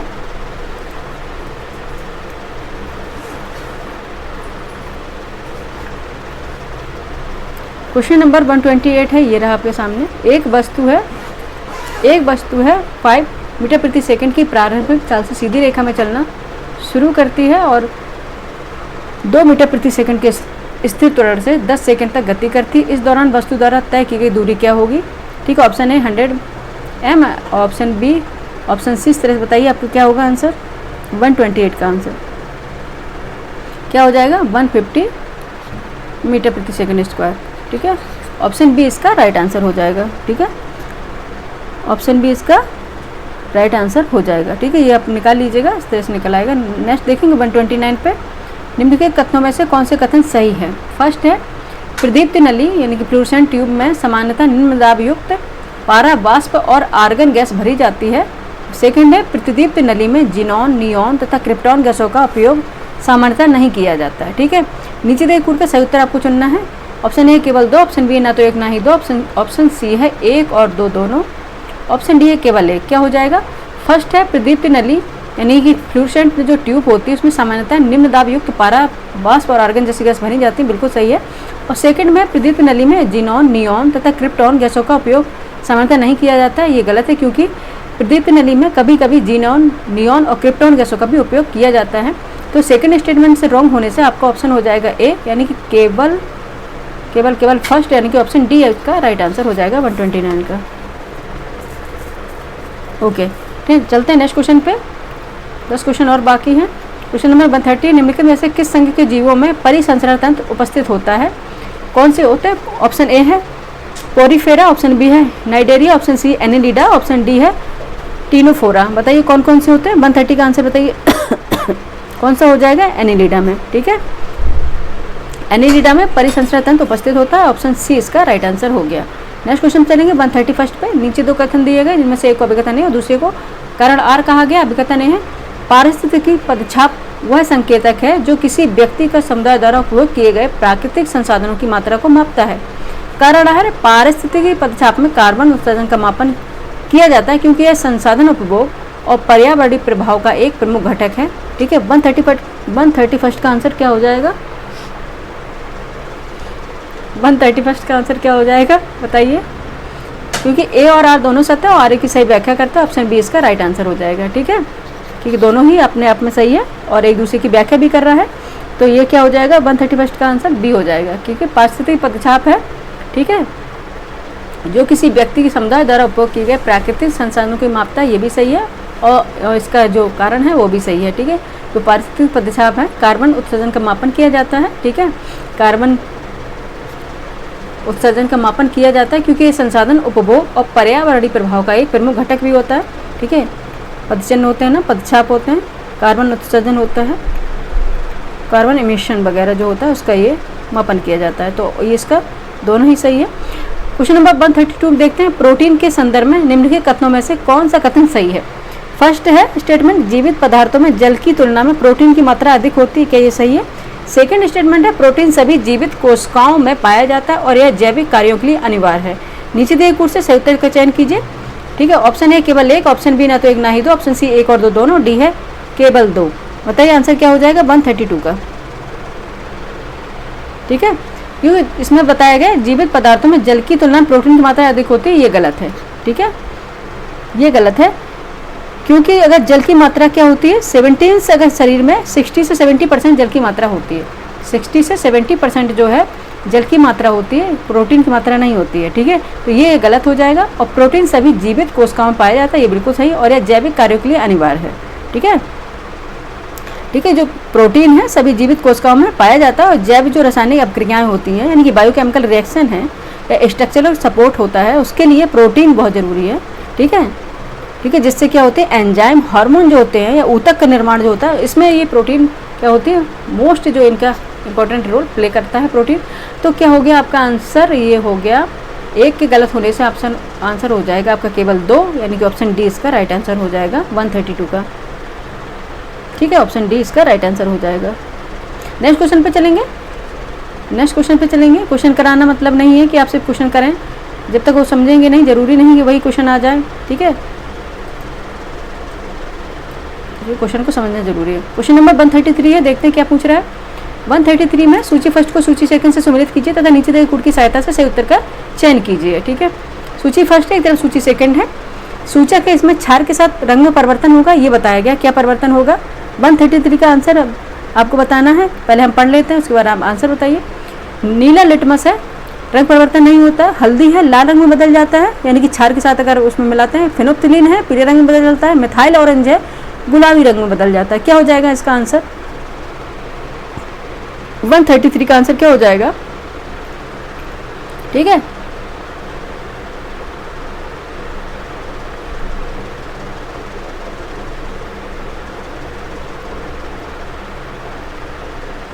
अभी देख लेते हैं क्या होगा, मिला लेते हैं। ठीक है, क्वेश्चन नंबर 133 को। तो नीला लिटमस है, ठीक है, नीला लिटमस है, इसको अगर क्षार के साथ किया जाता है तो इसमें किसमें परिवर्तन होता है? रंग परिवर्तन नहीं होता है। ठीक है, ये तो फर्स्ट सम्मिलित हो गया। और हल्दी है, लाल रंग में बदल जाती है, ये भी सही है, 2 है। और फिनोप्थिलीन है, गुलाबी रंग में बदल जाता है। ठीक है, फिनोप्थिलीन है, गुलाबी रंग में बदल जाता है, तो इसका 4 हो गया बच्चे। ए का फर्स्ट हो गया, बी का 2 हो गया, लेकिन सी का क्या हो गया? 4 हो गया। और डी का क्या हो जाएगा? मिथाइल ऑरेंज है, मिथाइल ऑरेंज है, ये किस में बदल जाएगा? पीले रंग में बदल जाएगा, तो डी का 4 हो जाएगा। ठीक है, डी का क्या हो जाएगा, 3 हो जाएगा। तो 1 2 4 3 देखते हैं किसमें है, 1 2 4 3। ठीक है, तो डी इसका राइट आंसर हो गया, ऑप्शन डी इसका राइट आंसर हो गया। ठीक है, option D is the right answer of this question. Next question पे चलें। ठीक है, 133 का क्या हो गया, ऑप्शन डी। इस तरह से क्वेश्चन आते हैं, तो इसलिए एक बार इसको रिवाइज कर लीजिएगा। 134 पर देखते हैं क्या है। 134 नीचे दो कथन दिए गए, उनमें से एक को अभिकथन ए और दूसरे को कारण आर कहा गया। 134 में बताना है आपको। अभिकथन ए धारणी विकास का मुख्य उद्देश्य केवल आर्थिक प्रगति को बढ़ावा देना है, और कारण आर है धारणी विकास प्राकृतिक संसाधनों के न्याय संगत उपयोग, संरक्षण और उचित प्रबंधन पर बल देता है। ठीक है, नीचे की कूट की सहायता से उत्तर का चयन करना आपको। ए है, ए असत्य किंतु आर सत्य। बी है, ए तथा आर दोनों सत्य, आर की सही व्याख्या करता है। सी है, ए सत्य किंतु आर असत्य। डी है, ए तथा आर दोनों सत्य किंतु आर की सही व्याख्या नहीं करता है। आपको बताना क्या होगा 134 का आंसर। ठीक है, इसमें दिया गया धारणी विकास यानी कि सस्टेनेबल डेवलपमेंट की बात हो रही है, सस्टेनेबल डेवलपमेंट की बात हो रही है, इनकी धारणी विकास। इसमें बताया मुख्य उद्देश्य केवल आर्थिक प्रगति को बढ़ावा देना, ये गलत है, क्योंकि आर्थिक प्रगति केवल इसका बढ़ावा नहीं होता है।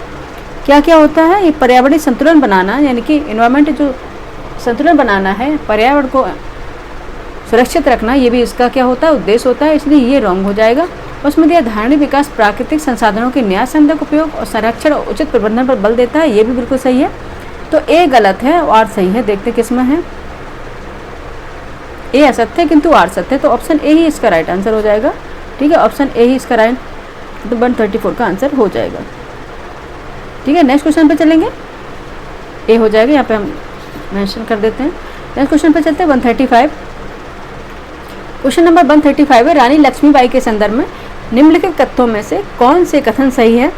ऑप्शन यानी कि स्टेटमेंट फर्स्ट है, रानी लक्ष्मीबाई ने 1857 के विद्रोह में झांसी और ग्वालियर में अंग्रेजों के विरुद्ध विद्रोहियों का नेतृत्व किया है, ये बिल्कुल सही है। और सेकंड स्टेटमेंट है, रानी लक्ष्मीबाई ने अंग्रेजों के समक्ष आत्मसमर्पण कर दिए, जिसके बाद उन्होंने निर्वासित कर दिया, ये तो बिल्कुल ही गलत है, तो बच्चा ही भी जानेगा। ठीक है, तो क्या हो जाएगा, कूट नीचे देखिए, कूट से सही उत्तर चुनना है। कूट है एक और दो दोनों सही है, ऑप्शन ए है। ऑप्शन बी है केवल 2 सही है। ऑप्शन सी केवल 1 सही। ऑप्शन डी ना तो 1 नहीं 2, तो ऑप्शन क्या है, केवल 1 सही। ऑप्शन सी इसका राइट आंसर हो जाएगा। ठीक है, ऑप्शन सी इसका राइट आंसर हो जाएगा किसका, 135 का। नेक्स्ट क्वेश्चन पे चलेंगे 136 है। नीचे दो कथन दिए गए हैं, 136 है। नीचे दो कथन दिए गए, एक को अभिकथन ए और दूसरे कारण आर कहा गया। अभिकथन ए, चित्रकूट हिंदू तीर्थ स्थल के रूप में प्रसिद्ध है और इसे भगवान श्री राम के वनवास का प्रमुख स्थल माना जाता है, ये बिल्कुल सही है। ठीक है, ये अभिकथन बिल्कुल सही है। चलते हैं नेक्स्ट, इसका कारण क्या है, कारण पे भी चल जाते हैं। ठीक है, दूसरे पेज में जाना पड़ेगा, अभी बस चलते हैं। ठीक है, क्या है इसका कारण देख लेते हैं। ठीक है, कारण है इसका यहाँ कि राम ने, एक में देखते हैं, कारण आर है चित्रकूट मंदाकिनी नदी के तट पर स्थित है, बिल्कुल सही है। चित्रकूट जो है मंदाकिनी नदी के तट पर स्थित है, एब्सोल्युटली करेक्ट है। जहाँ भगवान राम ने अपने पूरे 14 वर्ष के वनवास का समय व्यतीत किया, ये गलत है, क्योंकि राम ने जहाँ पे, श्री राम ने जहाँ 14 वर्ष के वनवास का समय व्यतीत नहीं किया था, यहाँ पे वो 14 वर्ष नहीं 11 वर्ष या 11.5 वर्ष रहे थे चित्रकूट में। ठीक है, 11.5 वर्ष रहे थे, तो ये गलत हो जाने के कारण ये स्टेटमेंट गलत होगा। तो ए हो जाएगा सत्य और आर हो जाएगा असत्य, तो ऑप्शन सी इसका राइट आंसर हो जाएगा। ठीक है, ऑप्शन सी इसका राइट आंसर हो जाएगा किसका, 136 का आंसर हो जाएगा ऑप्शन सी। चलते हैं 137 पे। ठीक है, यहाँ पे हमने मेंशन किया, ओके। 137 पे चलते हैं, निम्नलिखित युग्मों संस्थान या स्थान में से कौन सा एक सही सुमेलित नहीं है। ठीक है, नहीं है, उस पर आपको अंडरलाइन करना है। ठीक है, सिली मिस्टेक से बचने के लिए कौन सा नहीं है देख लेते हैं। फर्स्ट ऑप्शन ए है, केंद्रीय उपोष्ण बागवानी संस्थान लखनऊ में है, बिल्कुल सही है। सरदार वल्लभ भाई पटेल कृषि एवं प्रौद्योगिकी जो विश्वविद्यालय है वो मेरठ में है, ये भी सही है। ठीक है, इसमें कौन सा नहीं है ये बताना बच्चे। ठीक है, 137 का आंसर। और क्षेत्रीय खाद्य अनुसंधान एवं विश्लेषण केंद्र ये कहाँ पे है ये बताना है। और भातखंडे संस्कृति विश्वविद्यालय, डी ऑप्शन, लखनऊ में है, ये सही है। कौन सा सही नहीं है, 137 का आंसर क्या हो जाएगा, सी। ठीक है, 137 का आंसर आपका हो जाएगा सी, क्योंकि जो केंद्रीय उपोष्ण बागवानी संस्थान लखनऊ में बिल्कुल सही है। सरदार वल्लभ भाई पटेल कृषि एवं प्रौद्योगिकी विश्वविद्यालय मेरठ में, ये भी सही है। ठीक है, और भातखंडे संस्कृत विश्वविद्यालय लखनऊ में भी सही है। लेकिन क्षेत्रीय खाद्य अनुसंधान एवं विश्लेषण केंद्र कहाँ पे है, ये भी लखनऊ में है, वाराणसी में नहीं है। ठीक है, ये भी लखनऊ में है। ठीक है, ये भी लखनऊ में है, ना कि वाराणसी में, तो इसलिए ये गलत हो गया था। ऑप्शन सी इसका राइट आंसर हो जाएगा, इसमें नहीं पूछा गया था। नेक्स्ट क्वेश्चन है 138 पे मुख्यमंत्री युवा उद्यमी विकास अभियान के बारे में निम्नलिखित कथनों पर विचार करें। फर्स्ट है, इस योजना के तहत 10 वर्षों में 10 लाख सूक्ष्म उद्यम इकाइयाँ स्थापित की जाएंगी, ये सही है। सेकंड स्टेटमेंट है 5 लाख रुपए तक की परियोजनाओं पर ही अनुदान दिया जाएगा, ये गलत है। ठीक है, ये गलत है 138 का, क्योंकि इसमें सिर्फ 5 लाख पे नहीं 7.5 और 10 लाख के रुपए परियोजनाओं पर का प्रावधान किया गया है। ठीक है, 10 और 7.5 लाख की परियोजनाओं का भी प्रावधान किया गया है। तो आंसर आपका क्या हो जाएगा? अगर एक सेकंड स्टेटमेंट रॉन्ग हो गया तो केवल एक सही है, तो ऑप्शन सी इसका राइट आंसर हो जाएगा। 138 का आंसर क्या हो जाएगा? ऑप्शन सी इसका राइट आंसर हो जाएगा। ठीक है, ऑप्शन सी क्या होगा? इसका राइट आंसर हो जाएगा। नेक्स्ट क्वेश्चन पे चलेंगे 139। उत्तर प्रदेश में निम्नलिखित में से कौन सा उद्योग वाराणसी, इटावा, मोदीनगर, मिर्जापुर, आजमगढ़ एवं शाहजहांपुर में मुख्य रूप से संचालित होता है? फर्स्ट ए है जूट उद्योग, बी है कांच उद्योग, सी है रेशम वस्त्र उद्योग और डी है दफ्तरी कागज उद्योग। 139 का बताइए क्या आंसर हो जाएगा? ठीक है, क्या हो जाएगा? सी, रेशम वस्त्र उद्योग। ठीक है, रेशम वस्त्र उद्योग है जो वाराणसी, इटावा, मोदीनगर, मिर्जापुर, आजमगढ़, शाहजहांपुर में मुख्य रूप से संचालित किया जाता है। तो ऑप्शन सी इसका राइट आंसर होगा। यूपी से ये मोस्ट इंपॉर्टेंट क्वेश्चन भी हो गया आपका। और आज का ये हमारा लास्ट क्वेश्चन है 140।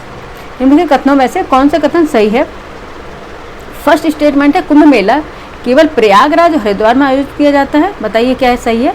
सेकेंड स्टेटमेंट है वर्ष 2017 में कुंभ मेले को यूनेस्को द्वारा मानवता की अमूर्त सांस्कृतिक विरासत की प्रतिनिधि सूची में शामिल किया गया था। ठीक है, ये सही है। लेकिन कुंभ मेला केवल प्रयागराज में नहीं, ये कहाँ कहाँ पे और किया जाता है? ये उज्जैन और नासिक में भी किया जाता है। इसमें दिया केवल हरिद्वार प्रयागराज में, इसलिए गलत हो जाएगा। ये 4 जगह पे लगता है, प्रयागराज, हरिद्वार, नासिक, उज्जैन। ठीक है, इसलिए ये गलत है।